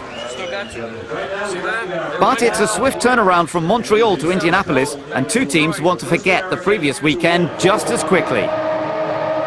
Toyota and Williams were disqualified from the final results due to technical irregularities on their brake ducts. You know, it's racing. You know, it is when you make a mistake, you made a mistake, and you gotta pay for it. You know, a team made a mistake, and we gotta pay for it. It's the same thing. I said to Frank, he said, you know, you made a mistake, and you gotta learn from it. Like when I make a mistake, and that's it. Montoya tells it like it is, while the timing pages do the talking at Ferrari. For the first time this season, Rubens manages to out-qualify Schumacher. He takes his 10th career pole to head a Ferrari 1-2, leaving Michael to ponder what went wrong in his second sector. Michael thinks he's got problems in P2. Juan Pablo's out of the car only seconds before the start of the formation lap. He runs to the pit lane for the spare car, but time is against him. T-car or race car?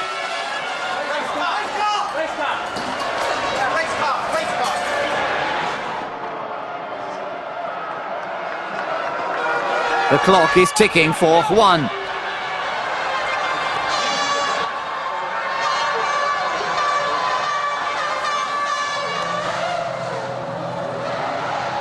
Will he have made the change in time to rejoin the race without incurring the wrath of the stewards?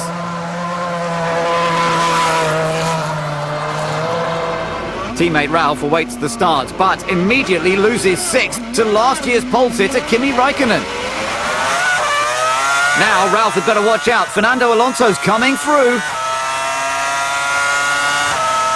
He started 9th and gets up to 3rd, while the BARs are going backwards. There's trouble at the back. D'Amato brakes suddenly, and Klein has nowhere to go. Massa and Pantano are the innocent victims.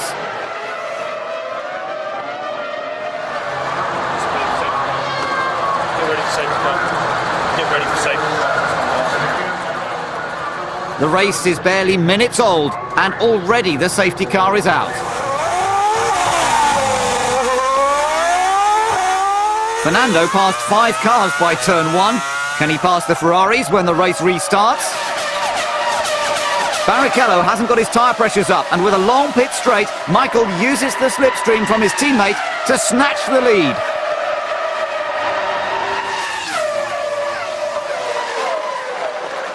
Schumacher may have most of the luck, but Ferrari like to see their drivers push each other to the limit. Flying starts are no good when you get a puncture. Alonso escapes unharmed after picking up debris from the track. But his second retirement in a week is a huge setback for the team. Now Ralph's in trouble. A left rear puncture spears him backwards into the wall, knocking him briefly unconscious and nearly taking Webber out. Ferrari seek a tactical advantage by bringing Michael in for fuel and tyres. While the younger Schumacher wonders what happened. Michael realises the severity of the accident and turns his thoughts to his younger sibling. Ralph receives the undivided attention of the medical team. A second Michelin puncture in only a matter of minutes puts the tyre company under scrutiny. He appears bruised and shaken and is taken to the Speedway's medical centre for observation. Williams and Michelin look for clues to the incident from the wreckage. With the area all clear and Ralph on his way to hospital, Williams pin their hopes on getting Montoya back in the action. BAR get ready for Sato. He didn't use either safety car period to make a stop and had climbed to second, so he'll have to fight to get his position back.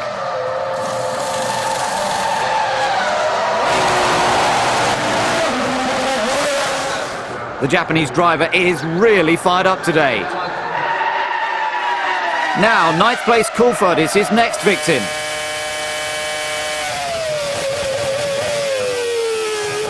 But his teammate faces an early pack-up thanks to a gearbox problem.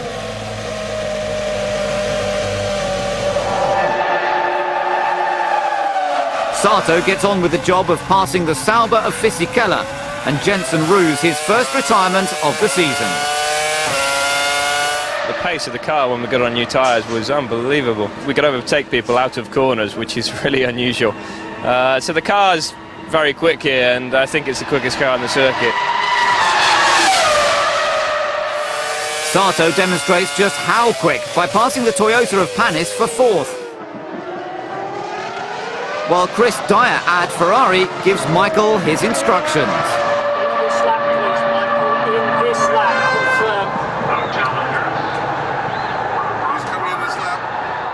Once Michael verifies his actions, the team can get on with their work. It's a routine operation they practice meticulously, and this one runs like clockwork. So when Rubens makes his stop, he rejoins behind the world champion. Barrichello had wanted more from the North American races, so he'll be very disappointed. The team rules are clear. The drivers can race until the last round of pit stops. Then it's game over. Montoya's time is also up. He's black flagged for not leaving the grid within the requisite 15 seconds prior to the start of the formation lap, after his race car failed before the start.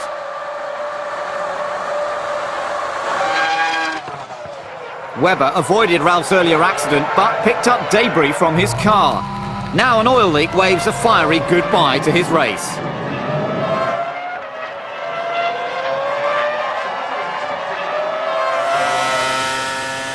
Sato continues his crusade. He sees an opportunity to take 3rd at Trulli's expense.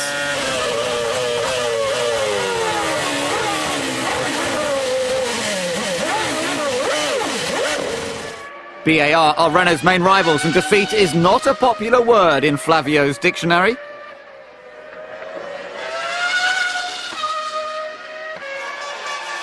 Rubens may have been fastest all weekend, but it's Michael that takes the all-important win. But the biggest cheer goes to Takuma, who takes to the podium for the first time.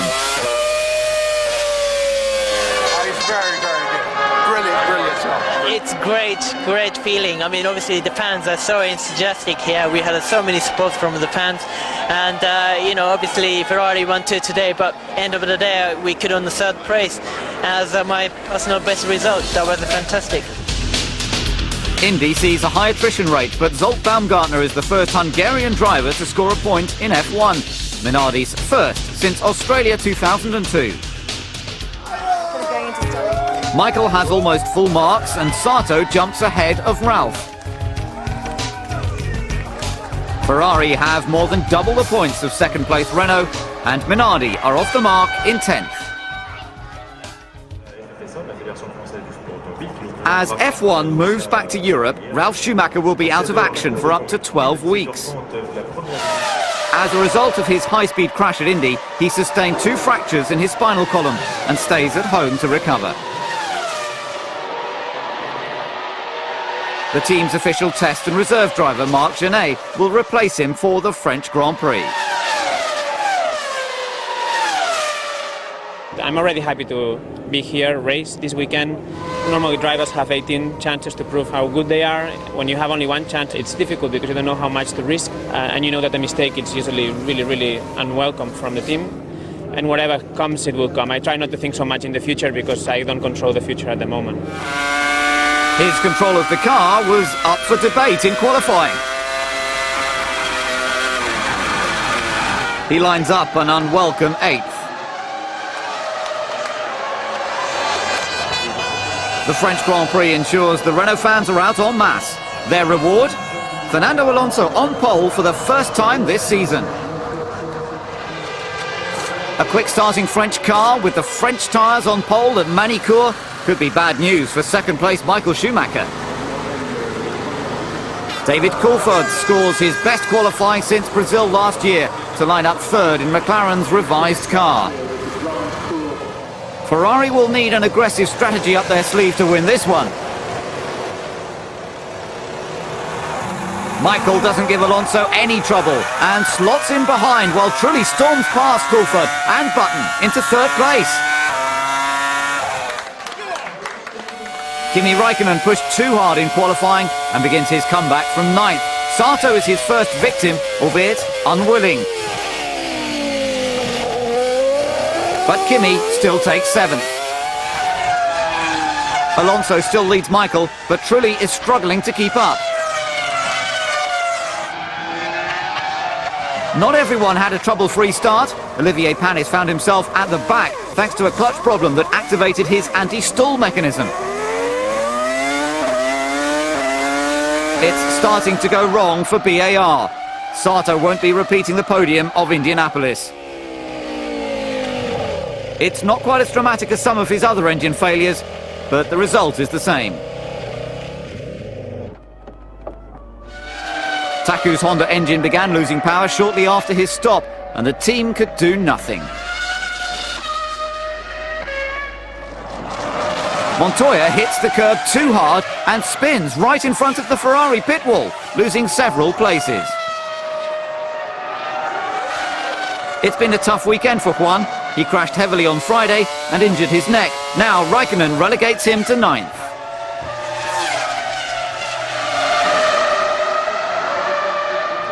The race leader makes his second pit stop. He kept the lead in the first round, but Michael is already in the final corner. The lead is lost, and Flavio knows it. By the time Fernando gets out, Michael is long gone. Now Renault are playing catch-up to Ferrari.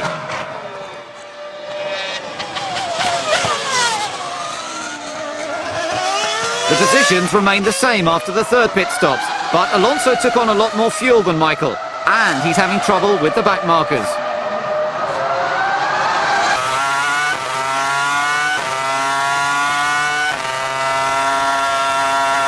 Fernando wants to win, but Massa is not helping. And gets a second dose of the now infamous Alonso gesture.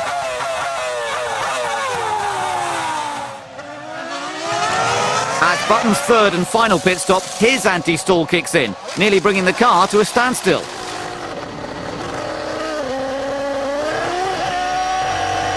He gets going, but he rejoins fourth. Just behind the Renault of Trulli.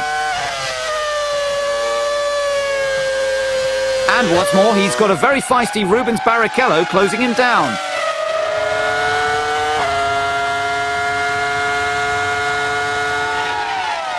Jensen doesn't yield, but there's no halting Rubens.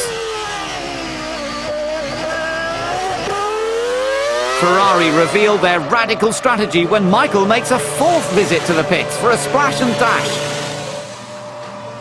His race engineer Luca Baldessari came up with the idea shortly before the race, and it pays off brilliantly.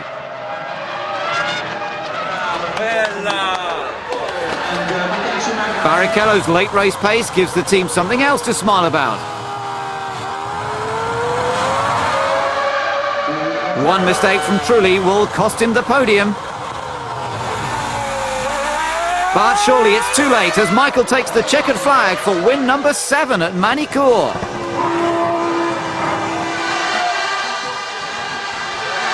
But it's not over yet. Just a few more corners.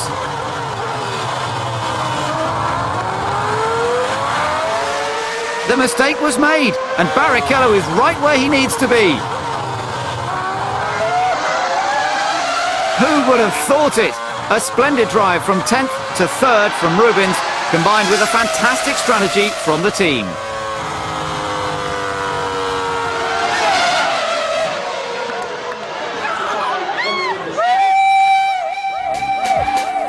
only 2 cars retired, and Rubens is the only man to score points at every round. But Trulli's error did not go down well with the team, whereas Rubens was only too pleased. Yeah, it was a great moment. I think, Jarno made a small mistake on the corner before, and I was able to get the slipstream and just go for it. Ferrari know that to break records you have to take a gamble, and with Silverstone only a week away, Michael could be a step closer to a 7th world title.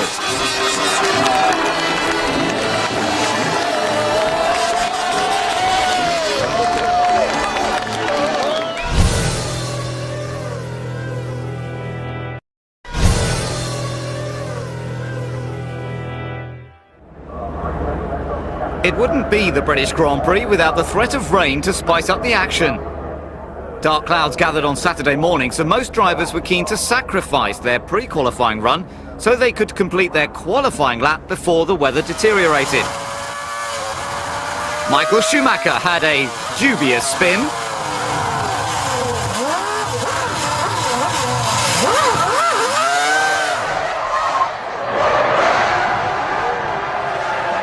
Mark Webber clearly backed off the pace, as did Juan Pablo Montoya.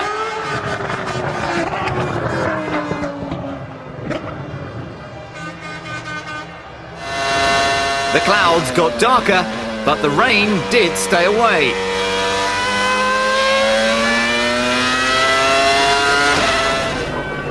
When the cars did go at full speed, it was Kimi Räikkönen that set the fastest lap, to the delight of the McLaren pit wall.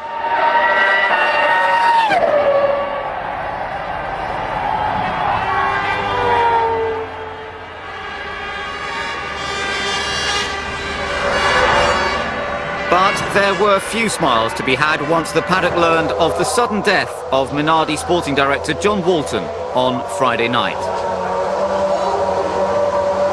John had worked with Lotus, Benetton, Prost and Jordan over the years before moving to Minardi in 2002. They did not participate on Saturday morning, and on Sunday there was a minute's silence in the pit lane in his honour. The team paid tribute to him by running without any sponsorship on their cars. Instead, just a simple message in his memory. He was a popular figure in the F1 community and will be profoundly missed by all.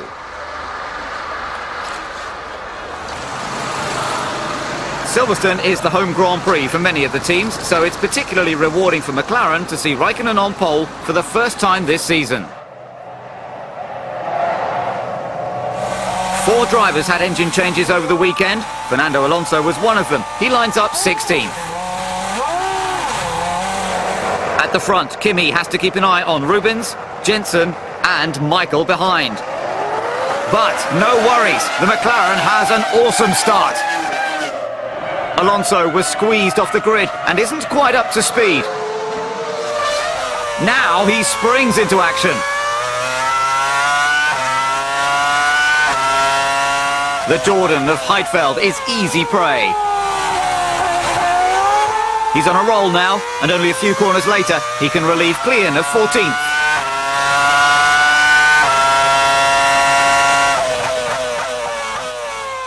Lap 11 and McLaren are preparing for the first round of stops. Kimi Räikkönen is in, and Michael takes the lead as Button and Barrichello have made their stops. The mechanics do all they can to keep their man at the front. But the ability to set blisteringly fast laps before a pit stop is a trick Michael's turned into an art. And when Kimi encounters traffic on his outlap, Ferrari's goal looks complete.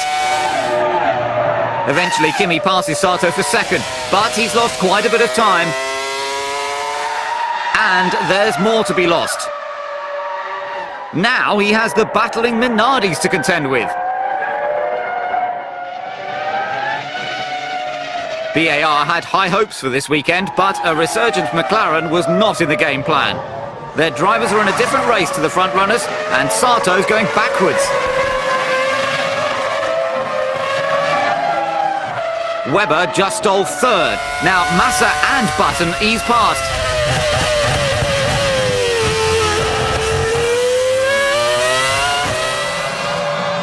Michael stops later than most. Only Fisichella is yet to come in. Schumacher sacrificed his qualifying for a two-stop strategy that could pay off as everyone else encounters traffic. Backmarkers or not, even Ferrari must be surprised when Michael takes the lead from Kimi. Now it's Raikkonen who must play catch-up. He may have just lost the lead, but this is a very motivating sight for the team that suffered so much this season. Finally, McLaren are back fighting with Ferrari. By the second round of stops, Barrichello has joined the crusade. Kimi is second and desperate for a good finish.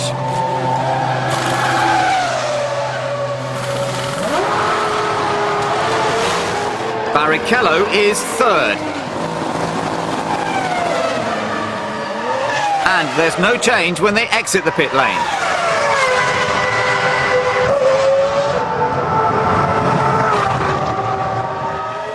Rubens will have to lap the other McLaren.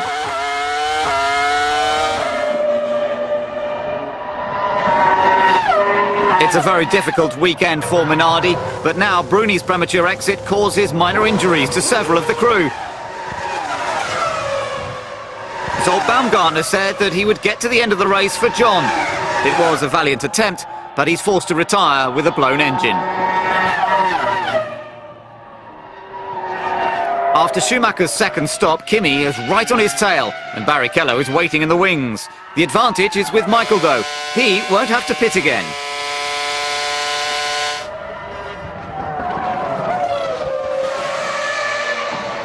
All attention switches to Renault. Jarno Trulli has had an horrific accident.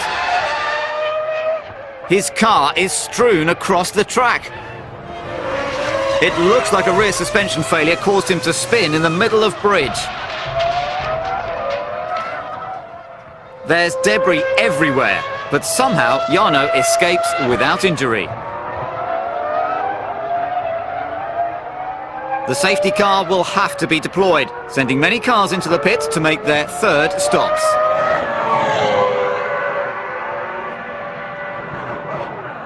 It looked pretty bad as the car rolled over. When I stopped, there is very little attached to the car, but luckily I'm perfectly okay. I walked away from a big shunt with no problem. And he'll be able to celebrate his 30th birthday on Tuesday. Both Raikkonen and Barrichello used the safety car period to wipe out any advantage Michael had with his strategy. But Kimi has a couple of back markers between him and the world champion. And, of course, Rubens isn't far behind. Kimi makes light work of the Jaguar and Toyota to start reeling in Michael, but Rubens is quicker than him in the first sector and keeping him in sight. Montoya can't repeat last year's second place, but he did use the safety car to get ahead of the two-stopping Fisichella for fifth. There's no halting the Ferrari winning machine, even though it's a home track for many of their rivals.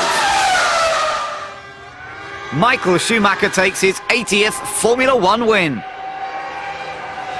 But Raikkonen and Barrichello kept him working until the end. Both world titles look to be in Ferrari's grasp. Fisichella had an excellent race despite starting from the back, and Webber bagged a point for Jaguar, but all the talk was of the McLaren resurgence.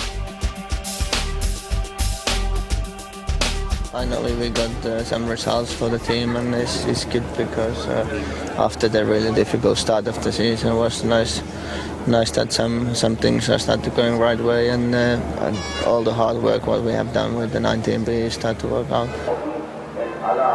While Ralf Schumacher continues his convalescence, it's all change again at Williams for the German Grand Prix. Marc Genet had disappointed, so the team's test driver and one-time Jaguar pilot, Antonio Pizzonia, will hopefully bring a fresh sense of optimism to the team. I think I'm more experienced now. I'm a better driver now, quicker driver now.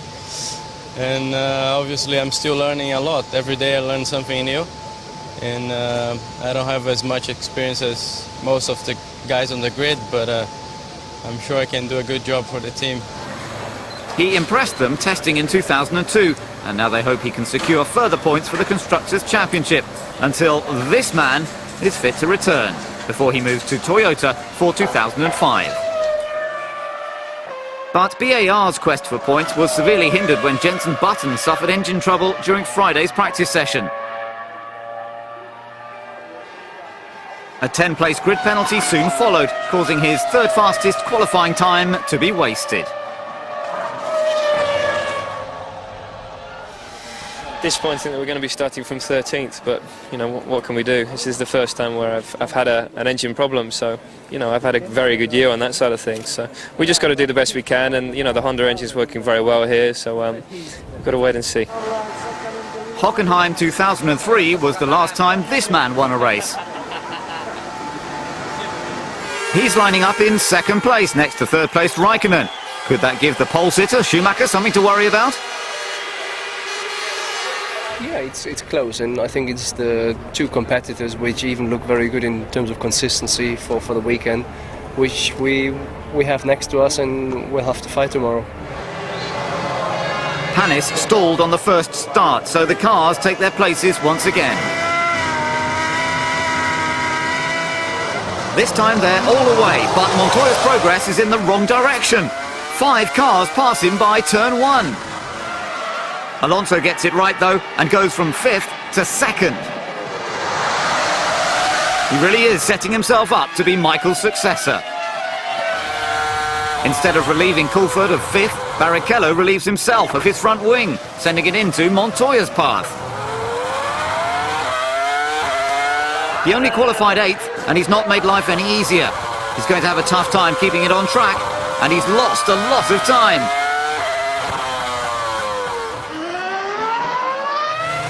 Ferrari know the drill and prepare the remedy.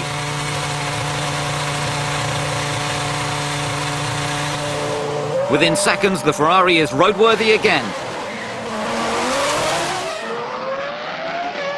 The Ferrari front wing cost Montoya a place to the Jaguar of Mark Webber. Now he wants it back. Mark doesn't give up without a fight, but scrabbling for 6th is not where Montoya should have been after qualifying on the front row. Pantano won the German F3 title here in 2000, but he won't score points this weekend thanks to a puncture. Montoya's recovered from his poor start and truly presents no hazard as he makes his way back up the lap charts. Jarno doesn't even take advantage of a little mistake. All the top runners have pitted, so Button temporarily leads. But this is the real battle for first. Oh, well it was.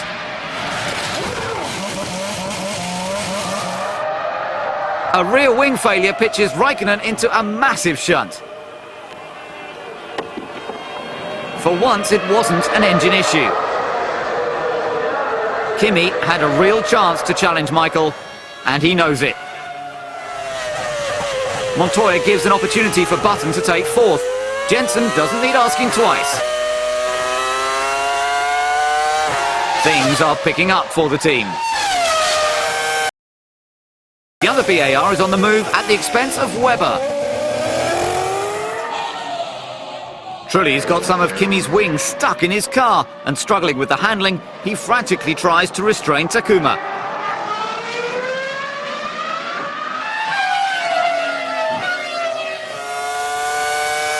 But he doesn't have the measure of the feisty Sato, who makes a brash move to take the place.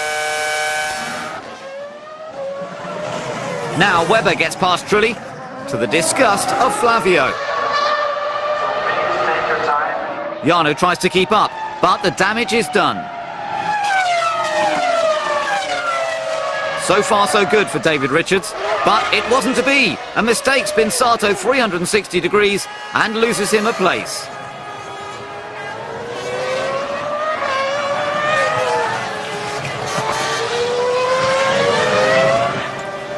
The revised Toyota hasn't made a brilliant debut.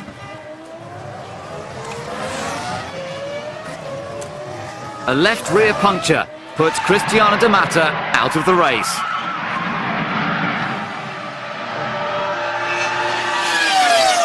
The battle for second is where the action can be found. Button passes Alonso. But Fernando hasn't given up yet.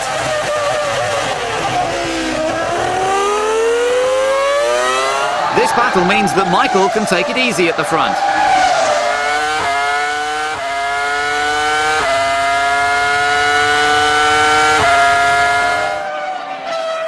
Jenson Button is still behind Alonso.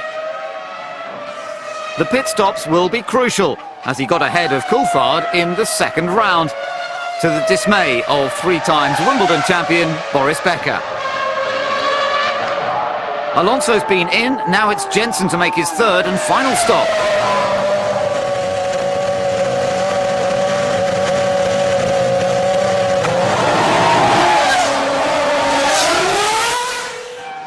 He's still in front of Coulthard, but behind Alonso again.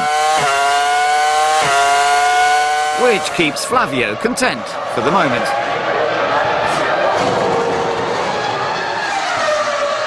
Jenson's not happy with his helmet though.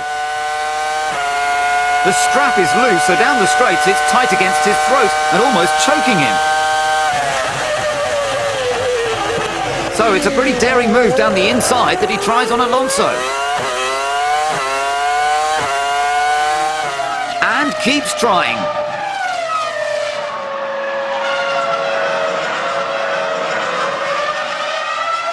Finally, it works. Michael had complete control of the race once Kimi went out.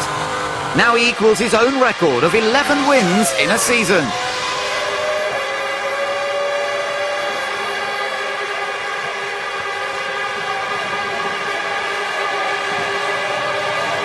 Jenson put in a storming drive, the best of his career, to go from 13th to 2nd. Alonso fought his car and finished third. What a boost for BAR.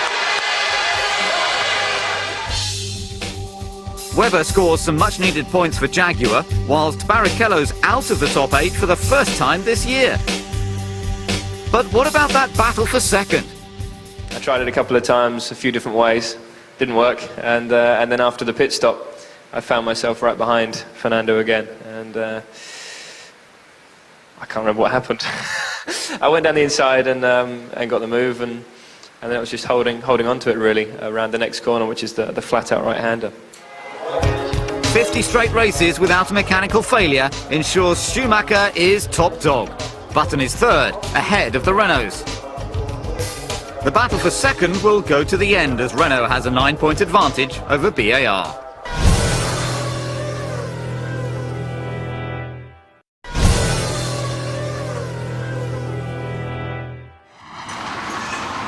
The Hungarian Grand Prix marks the end of a 3-week summer break for the teams and F1 personnel. Even though the championship continues with a vengeance, there was a definite back-to-school feeling in the paddock.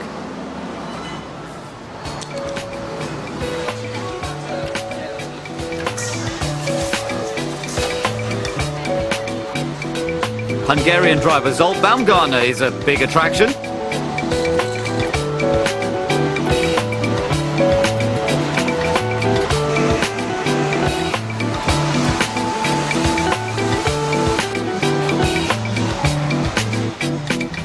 But it hasn't all been fun and games.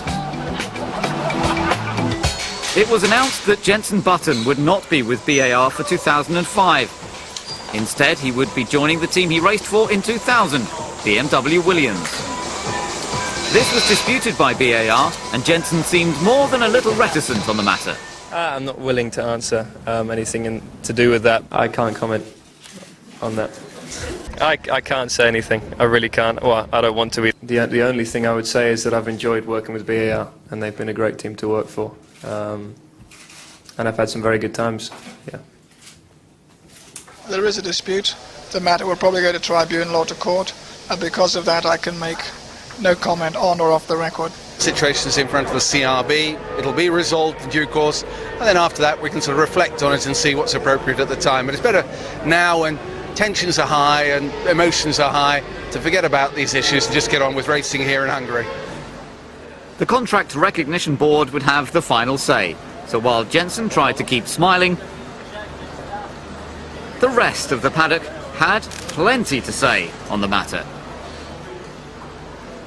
Something needs to be either have been brewing, or something's happening, or the guy's lost his marbles. And I very much doubt if it's Jensen hasn't lost his marbles. I guess he's an intelligent person and he's made his decision for reasons which are important to him. Yeah, I'm amazed actually.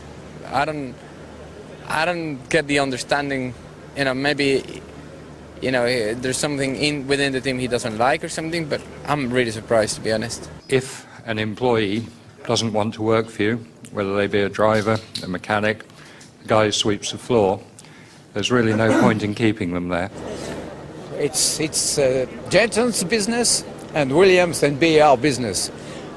Since they're both using Michelin tires, so we're happy about that. So we cannot interfere of what Mr. Button wants to do. So if Jensen does go to Williams, Mark Webber will be his teammate, while Ricardo Zonta replaces Cristiano De Mata for the rest of this season. The summer period is a time for contracts to be finalised for the next year. Jarno Trulli finds that a race win was not enough to keep his seat at Renault and will instead join Ralf Schumacher at Toyota. That leaves Giancarlo Fisichella to fill the vacancy at the team formerly known as Benetton. Williams continue to grab headlines by reverting back to a more traditional front-wing configuration as their radical attempts failed to bring them any closer to Ferrari and pole sitter Michael Schumacher. There may have been a short break, but it's back to work now. Alonso took his maiden F1 victory here last year, and he wants to repeat the feat. A blistering start from 5th moves him straight up to 3rd, leaving the BARs behind. He even gets a glance down the inside of Barrichello, but that's all he gets.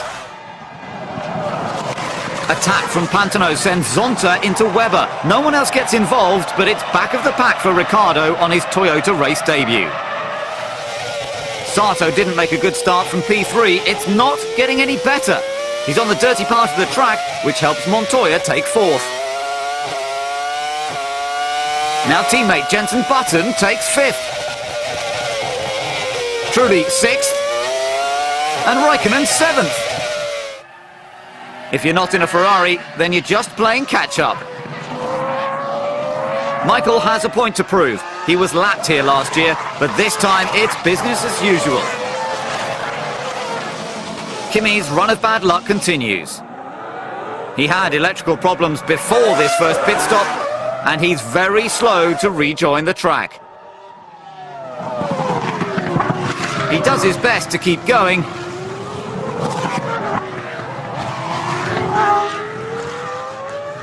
And the team do what they can. But his engine is still cutting out.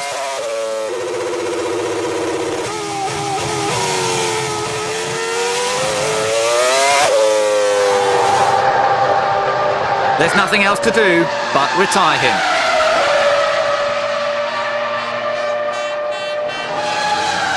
There's action too at Ferrari. Spilled fuel after Barrichello's stop raises concerns that he's been short-fueled.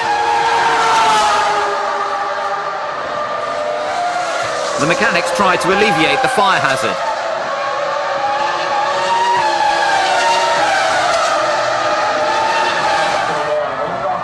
And worse still, the number 1 driver is expected in at any moment.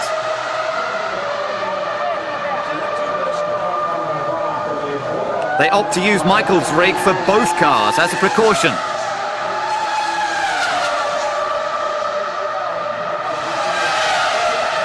Stefano Domenicali keeps a close eye on proceedings for Michael's second stop. It's as efficient as ever.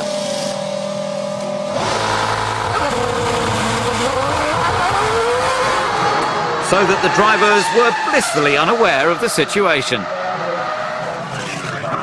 When Michael re-emerges from the pit lane, Rubens is ages down the track, but it doesn't matter as they're both at the front. But you wouldn't have thought so from the faces at Ferrari.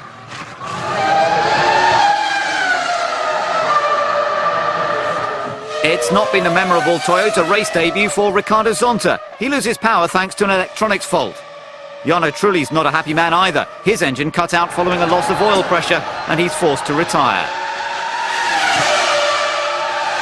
And he's not in the mood for tea and sympathy.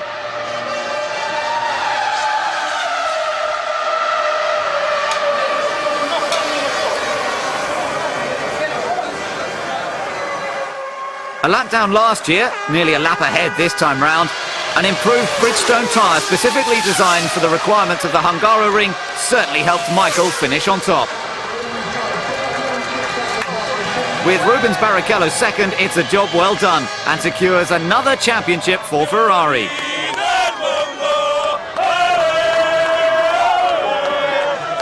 The team's 7th 1-2 of the season wraps up their 6th consecutive Constructors' title, and Michael could win the drivers in Spa. Montoya didn't have the speed to challenge Alonso's 3rd place. Sato finished 6th, but 1 lap down, and Fisichella took the final point. The result means that one of the Ferrari drivers will win the drivers' title, as Rubens still has a mathematical chance. The only colour to be seen in today is Ferrari red. How do they do it? It's just an amazing group of people who support each other, work with each other, have the same objectives and get on with it. And it's something I've never experienced before, and we're seeing the results.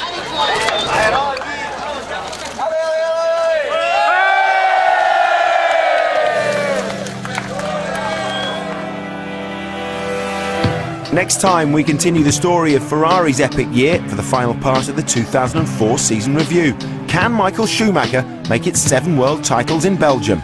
Find out on Sky Sports F1 HD.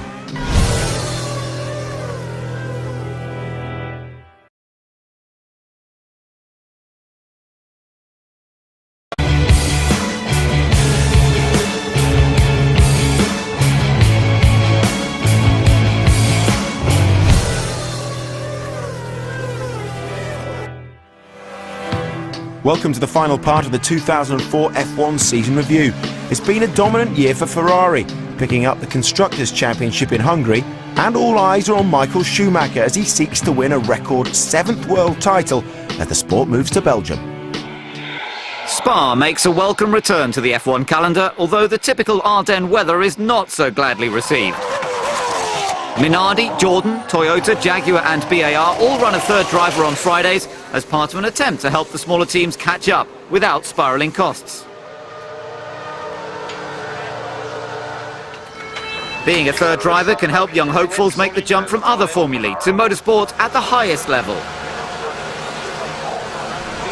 The step from Formula 3000 to Formula 1 is very big. Not only let's say take a completely different driving style, but also to be working with so many people and so many engineers, and they all demand feedback on a lot of areas that I haven't had to give feedback on before. Generally I work with tires, and if there are new parts that we are thinking about running, and I get some information regarding those. Normally it's a good help for the other 2 drivers to have someone that can do a lot of mileage, because obviously they do not want to do too much mileage because they want to save the engines. BAR have made tremendous progress this year. Has the extra track time helped? We gather so much more data than other teams by running a 3rd car, and it's been a real advantage for us this year. And yeah, we've definitely learned really a lot with the car here, and with the tyres as well. It's been quite good for BAR because of the 1st year of Michelin, and it kind of levels things out as well, you know, fighting against Renault, McLaren, cars that have been on the Michelins for years. Is it frustrating to test but not race the cars? It is very frustrating to drive and then not to for the rest of the weekend, and that's why I normally just choose to go home on the Saturday, so I just cannot bear being around for 2 days not driving. Riccardo Zonta was in the right place at the right time when his team decided to drop Cristiano D'Amata. as I'm the spare driver, I'm here to replace a driver in Toyota, so I'm very happy to be back in racing. And Cristiano is a very good friend of mine, and I think Formula 1 is like that, you never know. But his replacement as third driver, Ryan Briscoe, had a nasty accident on Friday. A puncture caused him to spin at Eau Rouge.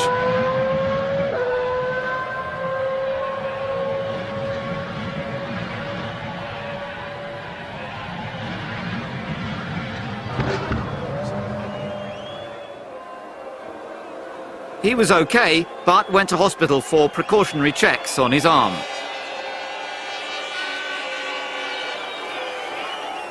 The weather worsened on Saturday, forcing the amount of practice time to be reduced. Bruni's Minardi was one of the first casualties when the cars did finally go out. Pizzonia went off in the dying moments. Even the Rainmaster himself made a mistake. The track was drying out by qualifying, but a minor mistake left Kimi Räikkönen only 10th.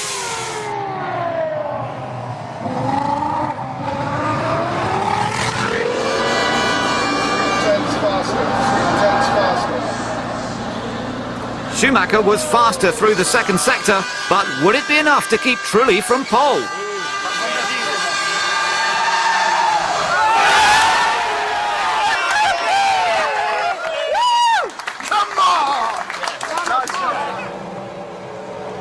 It's a mixed-up grid thanks to Spa's unique microclimate.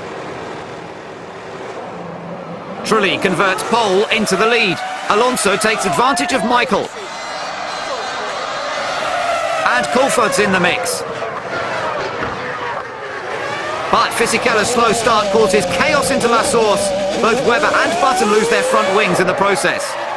Away from the carnage, Trulli leads Alonso, Coulthard and Schumacher, while Räikkönen has climbed from 10th to battle 5th placed Barrichello. But there's even more action behind. Sato spearing across the track, the two Minardis make contact. Now Pantano is out on the spot. There are cars everywhere. Pantano was just an innocent victim, although Bruni seems to disagree. A struggling Webber hits Sato, propelling him sideways. Bruni tried to avoid the wingless Button, but was hit by Baumgartner, sending him into the barrier. Leaving Pantano nowhere to go.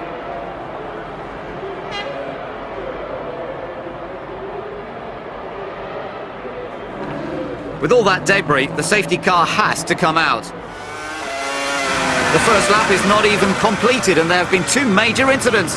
Montoya was lucky not to get caught up in the first corner mix-up. Barrichello was hit by Webber at La Source and has already stopped to repair a puncture, but he's still not happy. He's in again to replace his rear wing. And so is Massa, after contact with Sato. Up at the front, none of the top runners elect to pit. Trulli still leads Alonso, Coulthard, Schumacher, Räikkönen and Montoya, but there's a long way to go. Räikkönen is right on it when the race restarts and he's all over Michael Schumacher. The Michelin tyres are working well and Michael is at a disadvantage. Now Montoya looks to have him. This is what Formula 1 is all about. The first lap incidents played into Juan Pablo's hands, and now his fighting spirit is revived. Bad luck, Michael.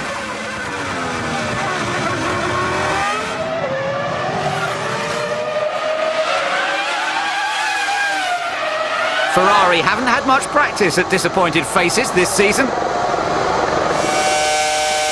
McLaren are looking good here. They're battling each other for third. Although David doesn't exactly make it difficult for Kimi. The race leader makes his pit stop, leaving Alonso to lead the race. He's pulling away, but he's got oil on his rear tyres. And the lead is quickly handed over to Räikkönen. Briatore can't believe it. It was a Renault 1-2. Now one of the cars is out. Fernando suffered an engine oil leak onto the rear tyres, causing him to spin and recover, then spin and retire. It was too good for McLaren. Coulthard has a puncture just before his first pit stop from third. The team is straight on the job, but the tyre is in bits.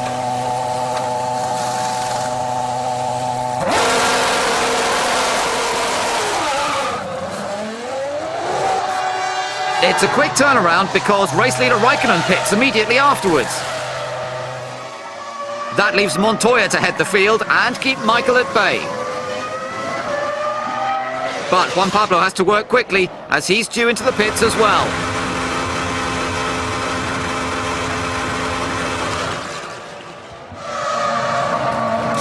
Every second is vital here.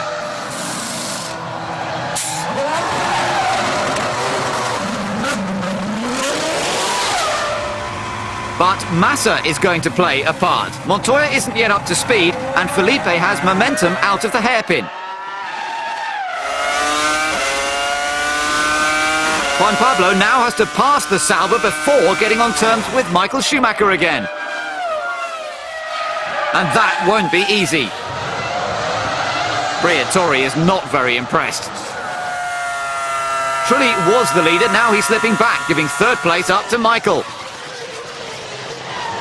He'd better be able to explain this drop in performance. It's getting worse. Now Montoya's on the prowl. Trulli does at least put up some resistance. Montoya gives it all he's got and tries the same crushing manoeuvre he put on Michael. But unlike before, he launches Trulli up in the air, which leaves him further down the track.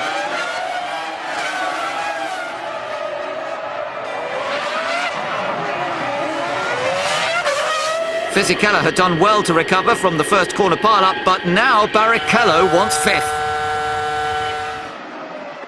And unsurprisingly, he gets it. Raikkonen's in for his second stop with a 12-second lead over Michael. He should stay at the front when the pit stops are complete.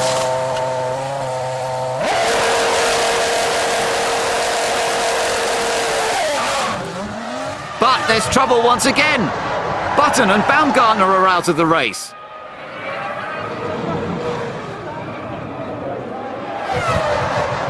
The BAR suffers a right rear blowout, hurling his car across the track and into the side of Baumgartner's Minardi.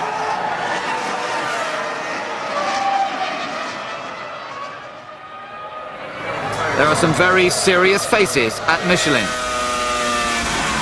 And Montoya has to keep clear of all the debris whilst it looks like another trip for the safety car. Michael makes his pit stop from the lead, while Jensen prepares for a long walk back to the garage. Now third place to Pitsonia is out of a possible podium finish. Kimi slows the pack right down for the restart. He has Michael on his tail, so the pressure is on. Another Michelin tyre problem. This time it's Montoya who's forced to the pits. Raikkonen did not submit to Michael. But Montoya has to give in to a right rear failure, which damaged his rear suspension and the rear wing. Another retirement and another third place lost.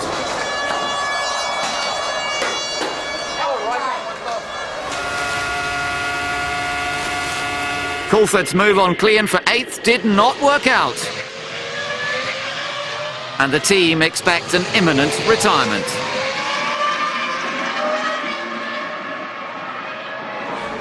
Tell him to pull off in a safe place. Pull over in a safe place, David. The safety car makes a third visit onto the track. The team looks surprised to see him, but there's life in that McLaren yet. And with a new nose cone, Coulthard has every intention of scoring some points. Meanwhile, his teammate is having a much better time of it, leading.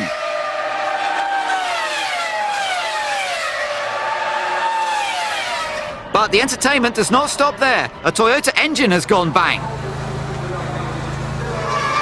Zonta was running fourth and chasing down Barrichello, but it wasn't to be. It's been a long time coming, but Kimi Räikkönen takes his second F1 win. Finally, McLaren have something to smile about, although the main attention is on Ferrari. By finishing second ahead of his teammate, Michael Schumacher is the 2004 Formula One World Champion.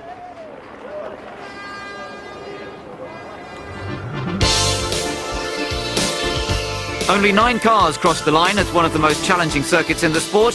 Sauber get their best result this year, and Klian scores his first F1 points. It's been one of the most action-packed races for some time. Kimi's the winner, but Schumacher is the champion. Trulli's ahead of his teammate, and Montoya lies 6th. It's the first time BAR haven't scored all year, but as it's nul point for Renault as well, it doesn't affect their position.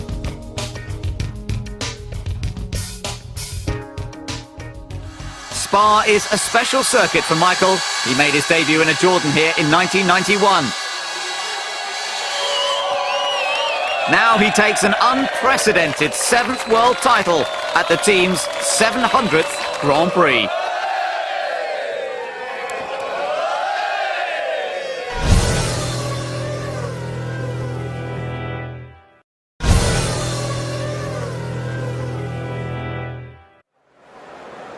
The last European race of the season is the Italian Grand Prix at Monza.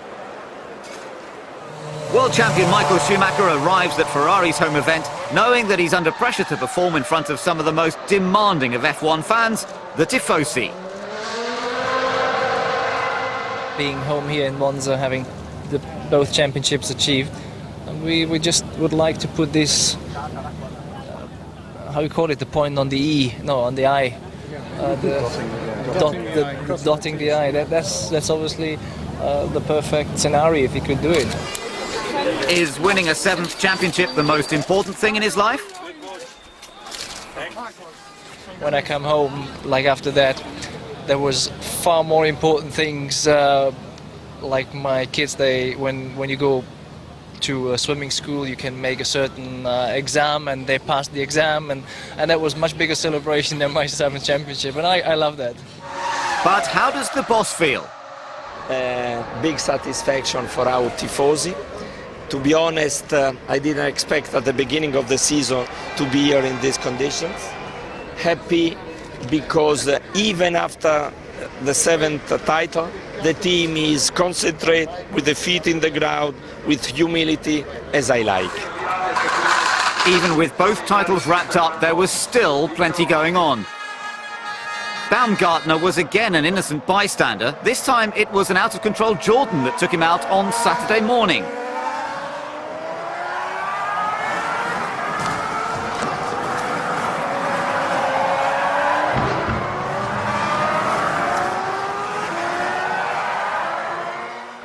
Qualifying left Montoya in between the 2 Ferraris, but it was Rubens who led the way. I think it's the biggest chance I have all year, so it's time to do it well tomorrow as well.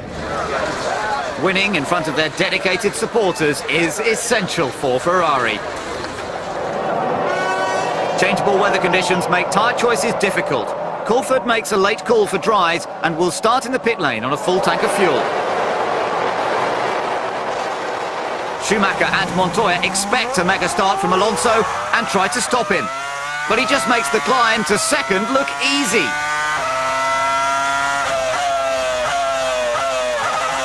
Michael started the race on dry tyres and finds himself skating down to turn 1 and cutting the chicane. That manoeuvre would hand him a penalty. All he can do is let those cars he jumped pass him by.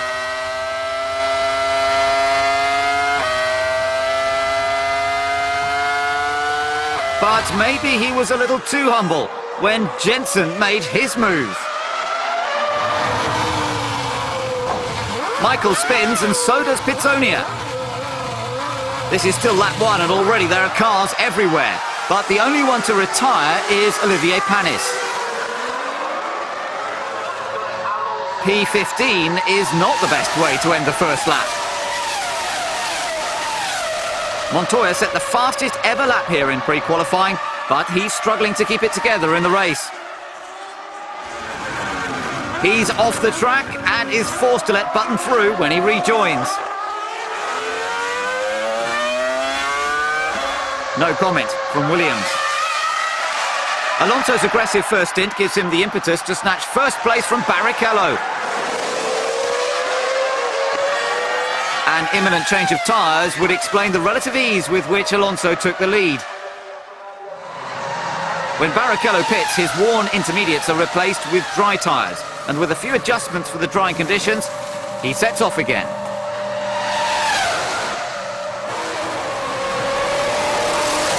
Rubens is relegated to 9th, but he's still ahead of the number 1 Ferrari. Michael is making his way up the timing pages and passes Fisichella for 10th.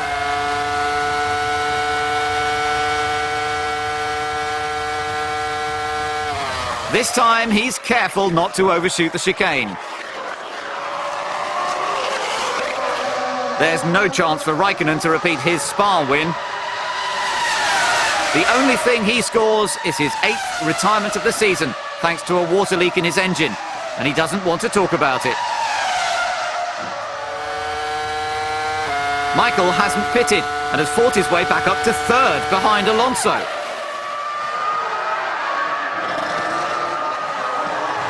Now it's the BAR of race leader Jensen Button that's under threat. Bruni makes his pit stop, but fuel escapes when the hose is removed, and this is the result.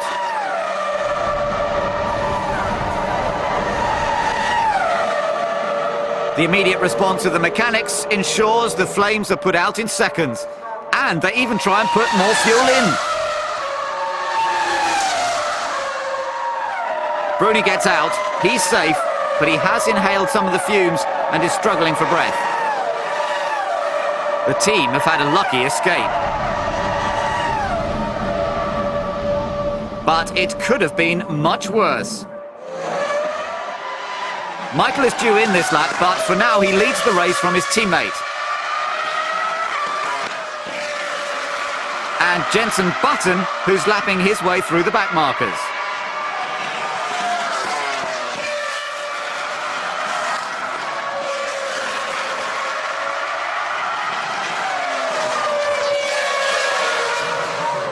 Michael clawed his way back to the front. And he will only drop to 4th on account of this pit stop.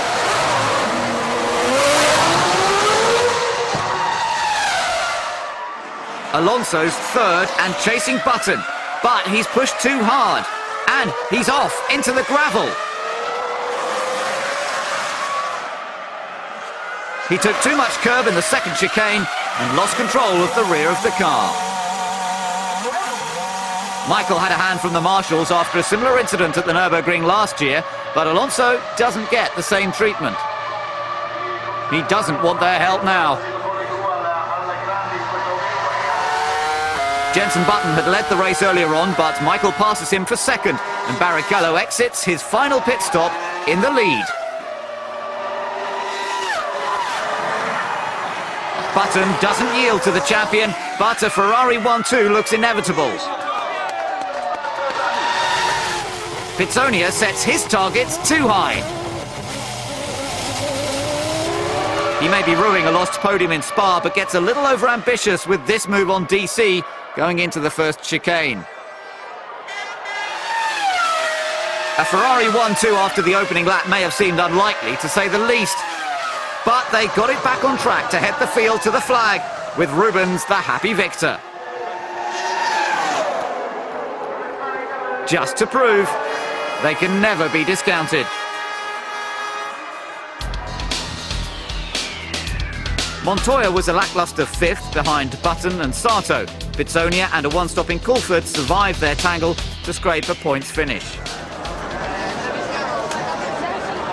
BAR was certainly best of the rest and deservedly move up to second in the Constructors' Championship with 3 races to go. Today it's Barrichello that's got the treble. Pole position, the fastest lap, race win, and all in front of the Tifosi. All in all, it was such a good feeling after the third stop when I was asking where I am, where am I, and then they say, you calm down, you're P1. I say, whoa, unbelievable. Ferrari's success this year has been pretty incredible.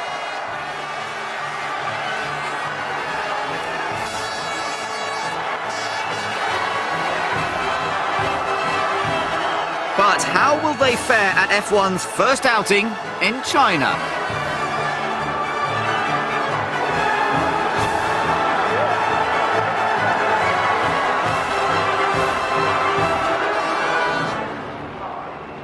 The second of the new circuits on the calendar this year takes Formula One to the Far East, to the People's Republic of China. Around $250 million was spent to produce a phenomenal facility that pushes the boundaries of circuit design whilst preserving the cultural integrity of the nation.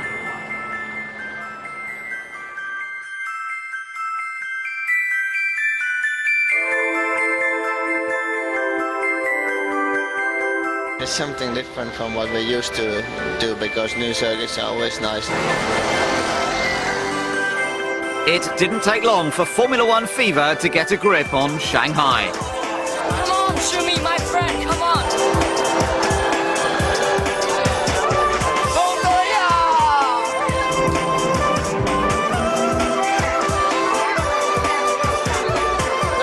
This is the real thing! It gave everyone the opportunity to immerse themselves in the local way of life in one of China's biggest and most cosmopolitan of cities.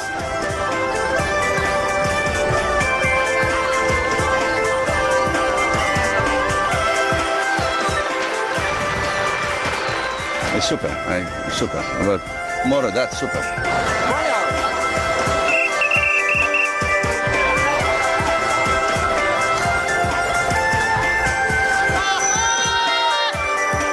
And what about the circuit? I like it. I like it very much. I think it's going to be physically quite tough. Go, Barry, go!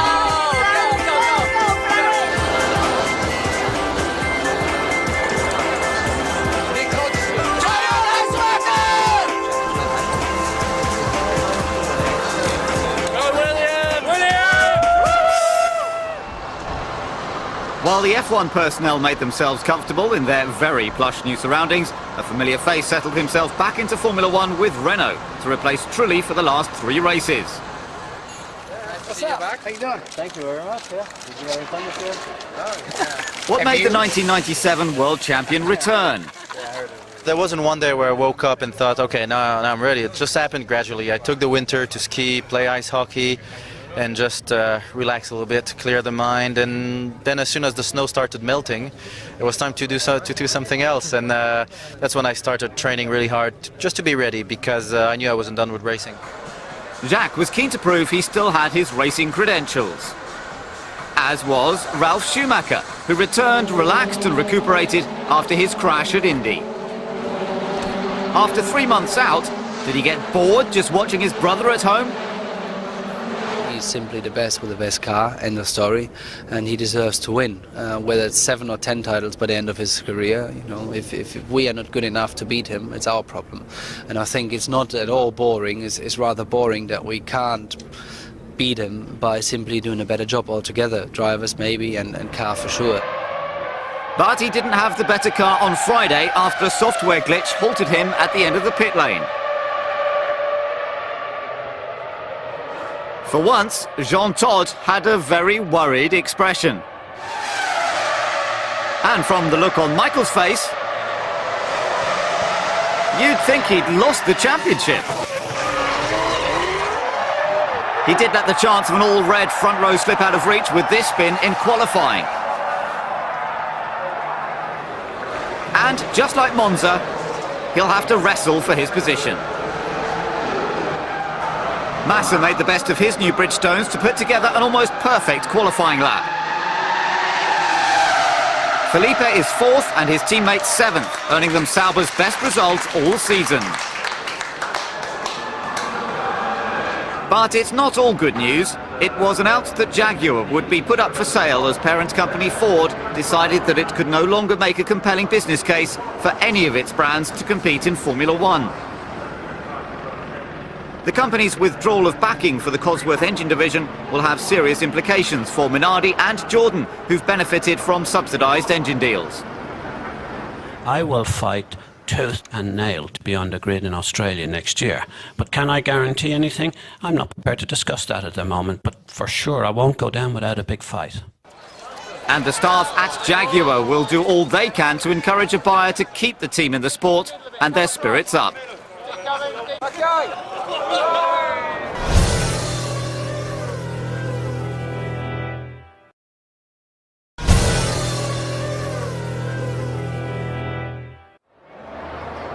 An early morning engine change sees Michael Schumacher starting from the pit lane on a full tank of fuel. So the formation lap goes ahead without him. Everyone wonders what surprises Shanghai has in store for the F1 fraternity. Sato's expiring engine left him 19th, so the team do all they can to help him through the pack without incident. All clear, right, Jordan can't see you. Left Jordan, you can see him, no one behind you. All clear ahead, all clear ahead. Still all clear ahead. Left, Jaguar left. Right, you can see him,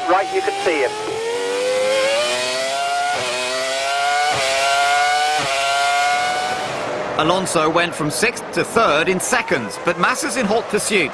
Webber got ahead of Montoya, and they're all through turn 1 safely. While one Ferrari languishes at the back, the other retains his grid advantage ahead of Raikkonen and Alonso, while Button has the Sauber of Massa ahead and the Sauber of Fisichella behind. But he doesn't want to be chasing Felipe for long.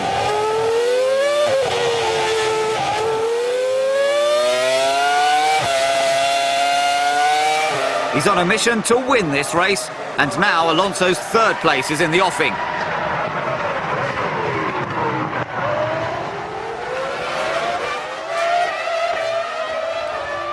Fernando doesn't sit back, but his car just isn't quick enough.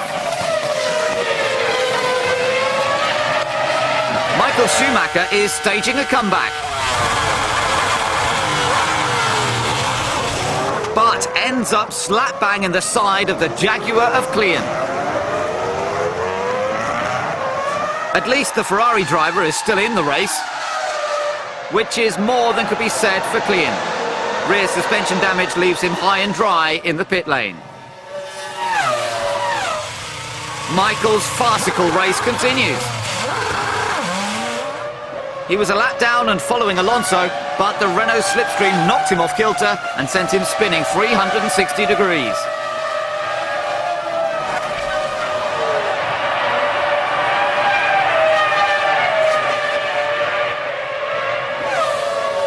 He lost several places, but DC is reluctant to return what the world champion recklessly threw away. Only a lock-up from Coulthard saves Michael's position.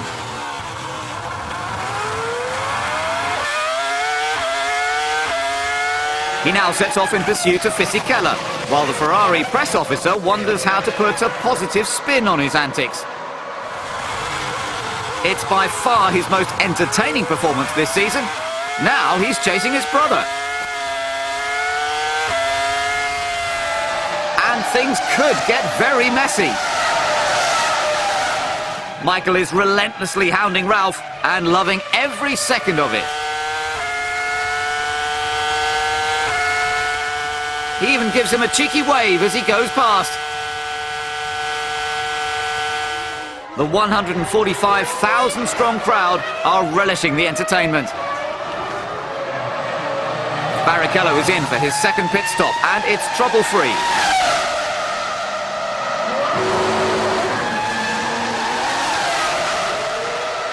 Thanks to traffic, Kimi has not been able to steal his lead.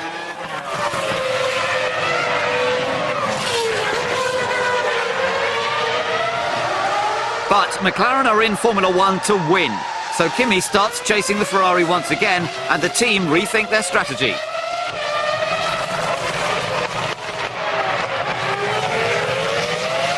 While Barrichello controls the gap to Raikkonen, Michael has to try and keep his car on track. A left rear puncture leaves him on 3 wheels and losing even more time. If Luca Di Montezemolo wanted to see his champion win, he's had a wasted trip to Shanghai. The tyre is in shreds, and so is the chance of a points finish.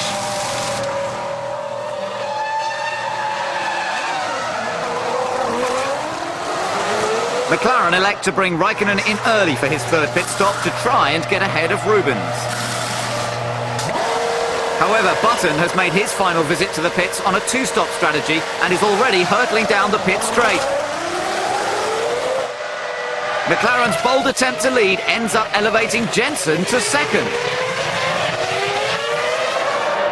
It looks very promising, but things are getting a bit messy in the closing stages. A close encounter with David Coulthard has disastrous results for Ralph's race.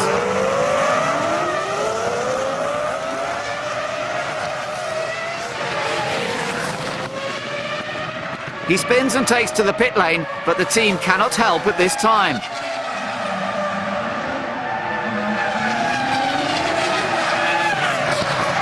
Go through, Ralph. Do not stop. They're not your tyres. The punctures, they have to stop totally. Whatever you want. Pull him out of the way. Just turn the engine off. So you need to try and get a tyre to it. Right rear tyre. Montoya's about 30 seconds away. Ralph is not impressed. He's outpaced his teammate all weekend, but has to make way for Montoya's pit stop. And he won't be waiting around to see it.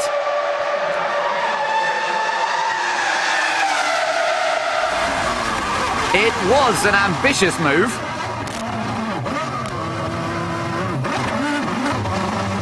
But his transgressor didn't come off lightly either. DC also gets a puncture, but is able to continue.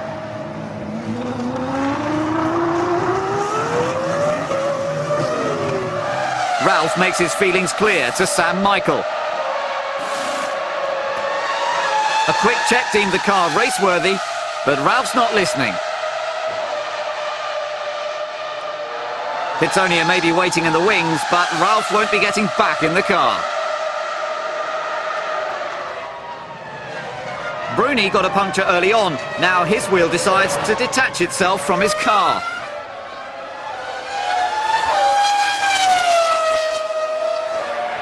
A mechanical fault caused the left front wheel to come off, entailing a tricky crawl back to the pits and some brutal comments to the team. Come in, try to come in. If you're going to stay on the track, make sure you stay off the line, off the line.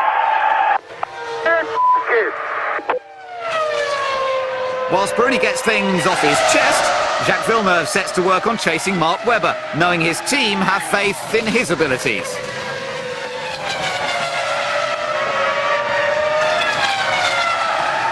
Jacques on a clear track, I think you're at least 1 second quicker than Webber. Come on, get him, get him. Jacques responds and gives it all he's got.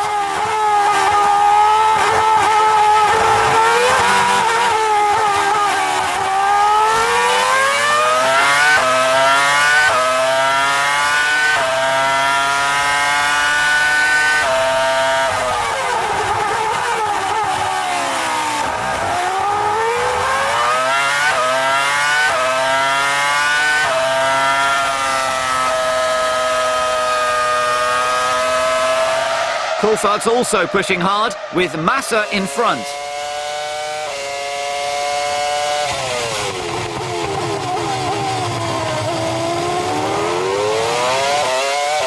But he can't get ahead of the Sauber to take the final point.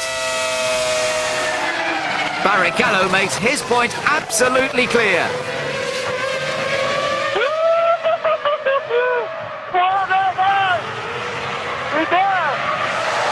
For Ferrari, it's a team effort and a job well done. A risk for the win denied Raikkonen second place, while Sato did well to finish sixth. Barrichello was kept under almost constant pressure, but he did not break and is the winner of the inaugural Chinese Grand Prix.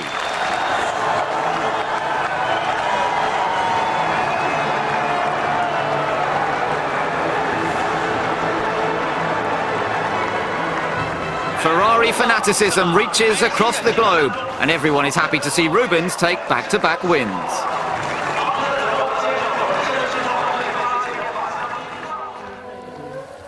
When Formula One moved on to Japan, it was clear that the weather was going to feature throughout the weekend. Rain, rain, and yet more rain made Jarno Trulli's early debut for Toyota particularly perilous.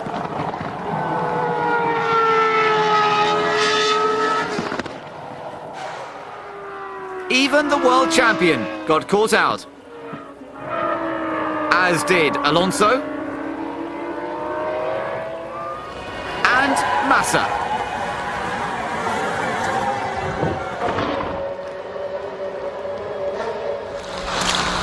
The rain did not cease to fall, and there was more to come. Typhoon Ma-on was predicted to hit the Suzuka area on Saturday afternoon, posing a genuine threat to the safety of fans, drivers and personnel.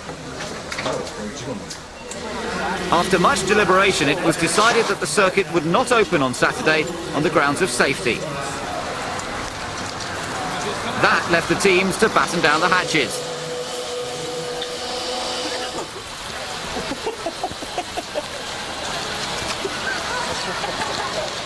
No driving tomorrow. So the steward have decided that tomorrow the track will be closed, and we'll have a pre-qualifying, qualifying session on Sunday morning before the race. There was a flurry of activity when the FIA handed out the press release to the world's media.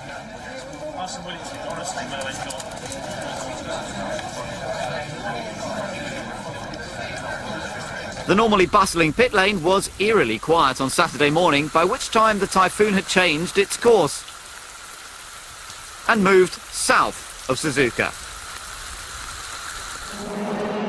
Sunday brought the Ferrari fans back out in force, and Michael didn't let them down. He produced a determined return to form after the disaster that was Shanghai and took his 63rd career pole.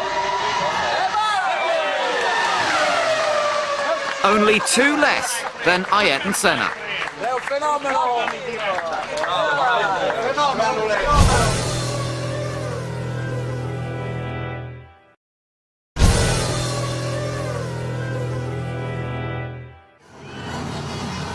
The bright rising sun on race day made the typhoon warnings look like a storm in a teacup. Sato celebrates his team's 100th Grand Prix with 4th, just ahead of his teammate. It's a big race for BAR, Honda, and of course the Japanese driver himself. Poor results in the first session saw several key players qualifying on a rapidly drying track. Alonso, Raikkonen, Montoya and Barrichello find themselves in unfamiliar territory. Olivier Panis hopes for the best in his last F1 race after 11 years in the sport and starts 10th. And a revitalised Ralf Schumacher is raring to go on the front row next to his brother. Sato doesn't get the start he needs. Now his 2-stopping teammate is troubling his mirrors. There are no team orders, but the drivers are reminded of their different strategies. With top guys in the midfield, there is plenty of track action. Alonso has to go for it, but he can't do that behind his slower teammate, so passes Villeneuve for 9th. Raikkonen struggling, Montoya wants 11th. This 4-car brawl is anyone's game. Technical director Jeff Willis keeps track of Sato's progress.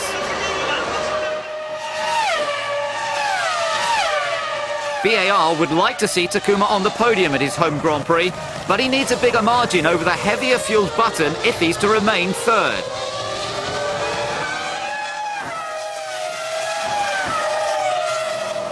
Michael has a healthy lead over his brother at the first round of pit stops. And nothing much changes when he rejoins, it's just Button who is behind. Fisichella was so busy radioing to the team about a sensor problem on the fuel alarm that he confused his Sauber with a rally car.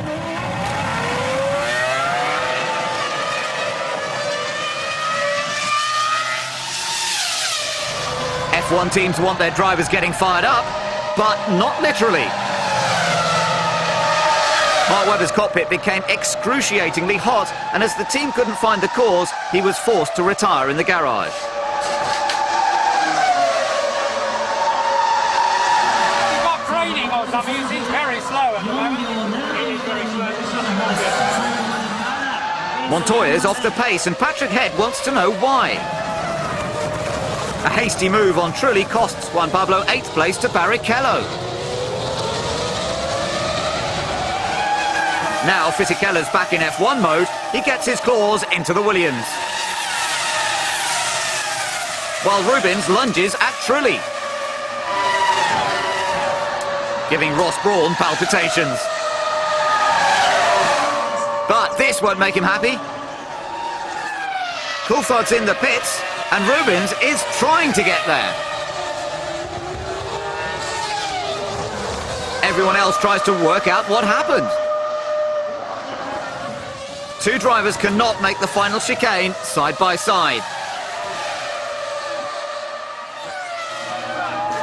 But Ferrari cannot give Rubens the attention he needs. Michael is due in for his final pit stop, and is only seconds behind. His only alternative is to retire in the garage.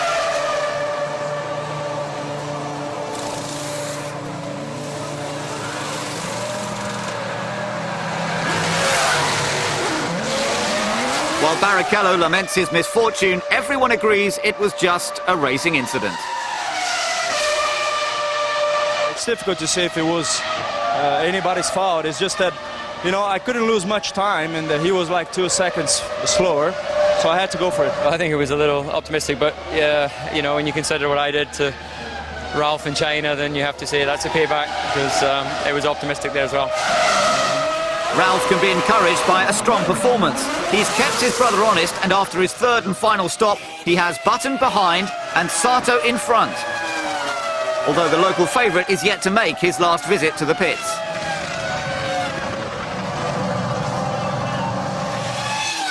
Michael may be cruising, but Massa's up for a fight, and his 2005 teammate Jacques Villeneuve is his prey.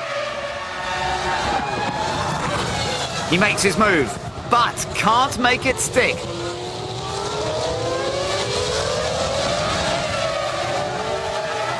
So he has another go.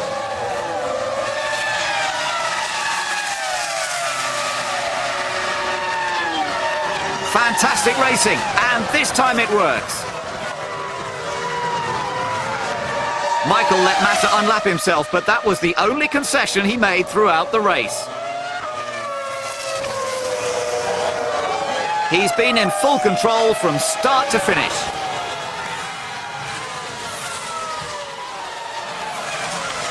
The mess that was Shanghai is but a distant memory, thanks to a crushing win from pole position.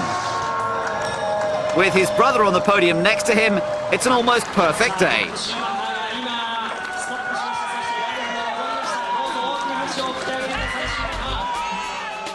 BAR took third and fourth. Trulli finished 11th on his Toyota debut, but Panis ended his race career 14th and 2 laps down.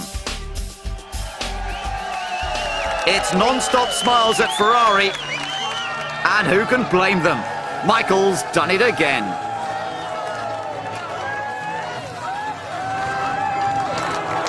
Next up, it's off to Brazil for the end-of-season samba that will be Sao Paulo. Can Rubens be the man to keep the grins on Ferrari's faces?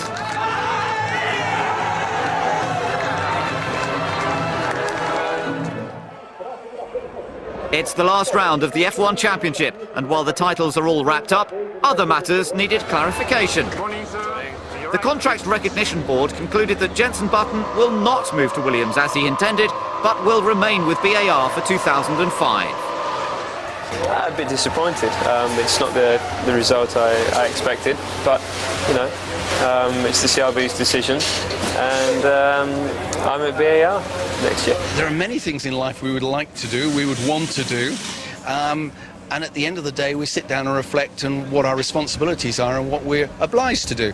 And at the end of the day, Jenson's a great racing driver. We will give him a great car next year, and I think together we can put great performances on the track. Obviously showing our interest in him for the possibility for 2005. Our interest is to have him in the Williams, BMW Williams team as soon as possible. For the rest of the paddock, the mood was relaxed and playful.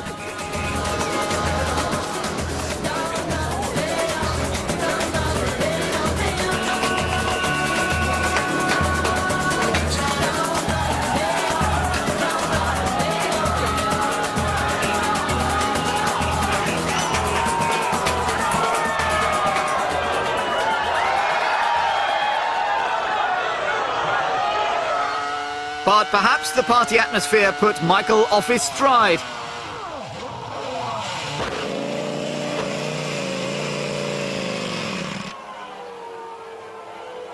He picked up some oversteer and lost control in Saturday morning practice.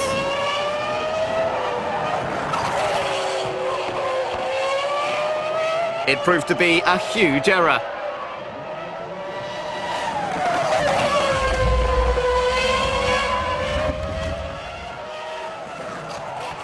Because of the damage, he switched to the T car for qualifying and gained a 10-place grid penalty.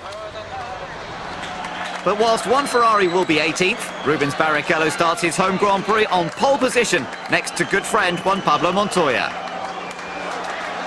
And with the full backing of the crowd, he hopes to end his rotten run of luck at Interlagos.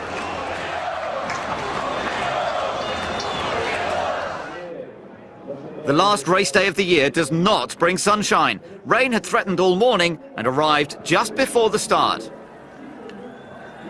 Tyre choice will be critical. But these are conditions Michael thrives in. He still could be the one to watch, even starting behind the Jordan. Coulthard won here in the wet 3 years ago and wants to get a good result at his 150th and last race with McLaren. Most teams opt for intermediates, but Renault decide to take a risk on dry tyres and a two-stop strategy for both their drivers. Button's engine is smoking and the race hasn't even started yet. For the last time in 2004, the cars get away. Barrichello retains his lead. Montoya goes to block Kimi but is forced to restrain Massa instead. Montoya may have a special helmet design this weekend, but it can't stop him conceding third to fellow South American Massa. Renault's gamble on the dry tyres is sending Alonso backwards. The Michelin intermediates are stronger on the wet track, enabling Raikkonen to snatch the lead from the local boy. Massa and Montoya are not out of the frame yet either. Even on the Bridgestone tyres, Felipe curbs Montoya's charge for third. Things are turning bad for Williams. Button ignores his engine woes to steal fourth from Montoya and third from Massa. Then Juan Pablo gets his own back on the Sauber. The weather conditions are improving, but it's not quite time to take dry tyres. Although Alonso has to make do with what he's got. Raikkonen increases his lead from Barrichello, while a still smoking Button puts a move on Massa again. Jenson's giving it all he's got. He takes fourth, but surely his time is limited for this Grand Prix.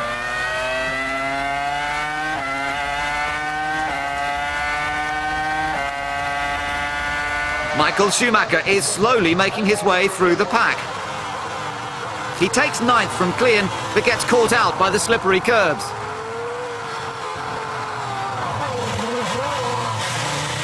At least he gets a clear view of all the cars he has to repass. This isn't what Ross Brawn expects from a driver of his calibre. Barrichello is coming back at Kimi. He's only finished this race once in more than 10 attempts, but if he could win here, it would be amazing. It's looking good. And the crowd are ecstatic. Button's engine finally expires. A sorry end to a brilliant season with 10 podium finishes. Meanwhile, the weather is improving and McLaren prepared dry tyres for Kimi. Montoya is also making the change. This could be a pivotal moment in the race. It's going to be a close call.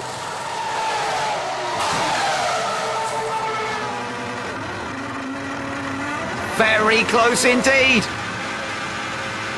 Neither driver says after you, but Kimi has the inside and takes the position.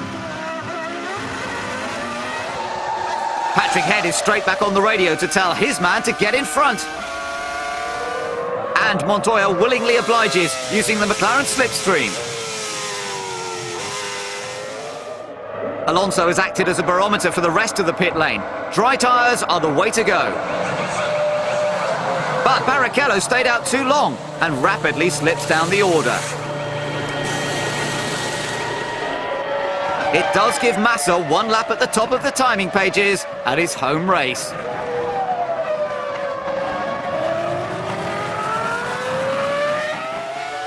Coulthard made mincemeat of Schumacher here in 2001, and he's got the upper hand now. There's not enough room, so Michael has to yield. Renault's gamble on tyres gave Alonso the lead, and one less pit stop has put him out of sync. He exits the pits 6th, but this will soon become 3rd after everyone else has stopped. It's Jaguar's last Grand Prix. And their drivers take the phrase going out with a bang a little too literally.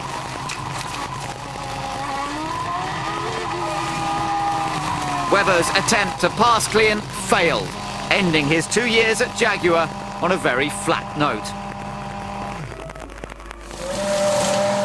By the 3rd round of stops, Barrichello is 5th, but some handiwork from Ferrari gets him out ahead of this battle for 4th. Ralph's on the pace, and when Alonso makes a mistake, he seizes his chance.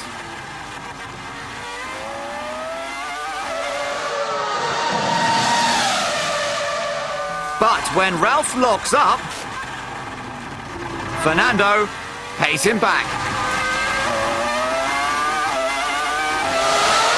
Jaguar's final pit stop is a touching moment for all.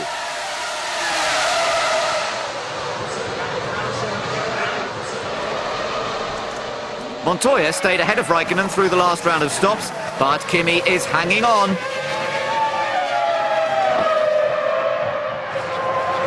There's a battle of wits going on here, as they will both be McLaren drivers next season.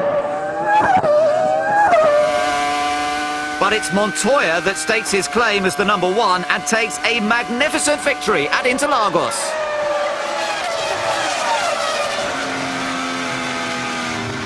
He led the race here in 2001, but got punted out by Verstappen. This time, the triumph is all his. And it's a fitting way to end his career with Williams. Nice job. Race, man. What a race. This is great. He is only the 3rd non-Ferrari winner this year.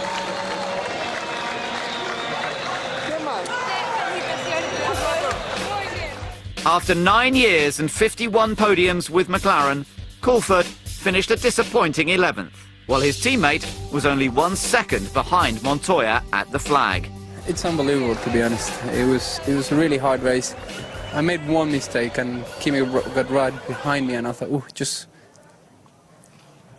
don't do anything stupid. Just keep it in the road, and I did towards the, in the end. No, it's fantastic. It's been 4 years with Williams. We had up, down, and everything, and I think to close these 4 years with a win is unbelievable. In the final reckoning, the Ferraris are in a league of their own, while Button and Alonso finish ahead of last year's championship contenders. Ralph ties with Coulthard even with his absence, and Pitsonia did well in only 4 outings. Glock was only 1 point behind his experienced teammate, and only 5 drivers failed to score. BAR were Ferrari's nearest rivals, but with 143 less points. Renault beat Williams and McLaren into submission, and Minardi rounded all off.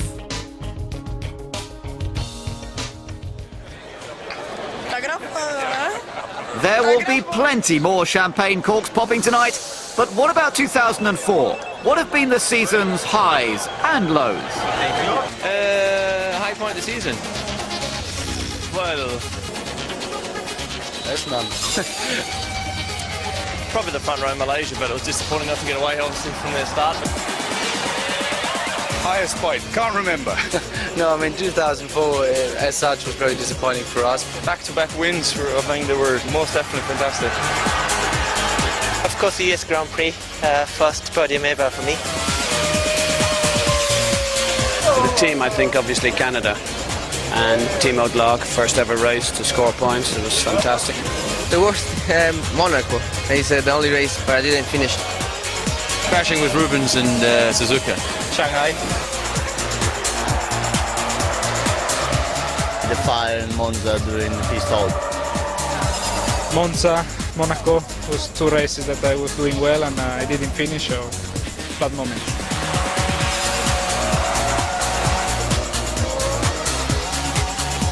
Spa, where my tyre, I got a puncture and spun off at about 300k, so that's probably the worst point. There are always low points in racing, but if you don't sort of have a few low points, you don't celebrate the great days, do you? So I tend to forget low points, they're behind us. Imola qualifying was a pretty high point, and probably Hockenheim race.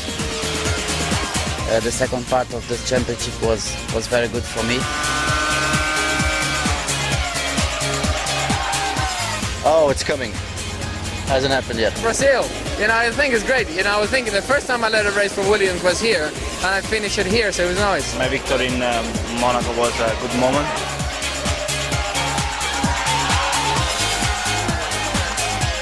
Driver's title and constructor title. It was a fantastic year for Ferrari and Michael. No one can ever take that away.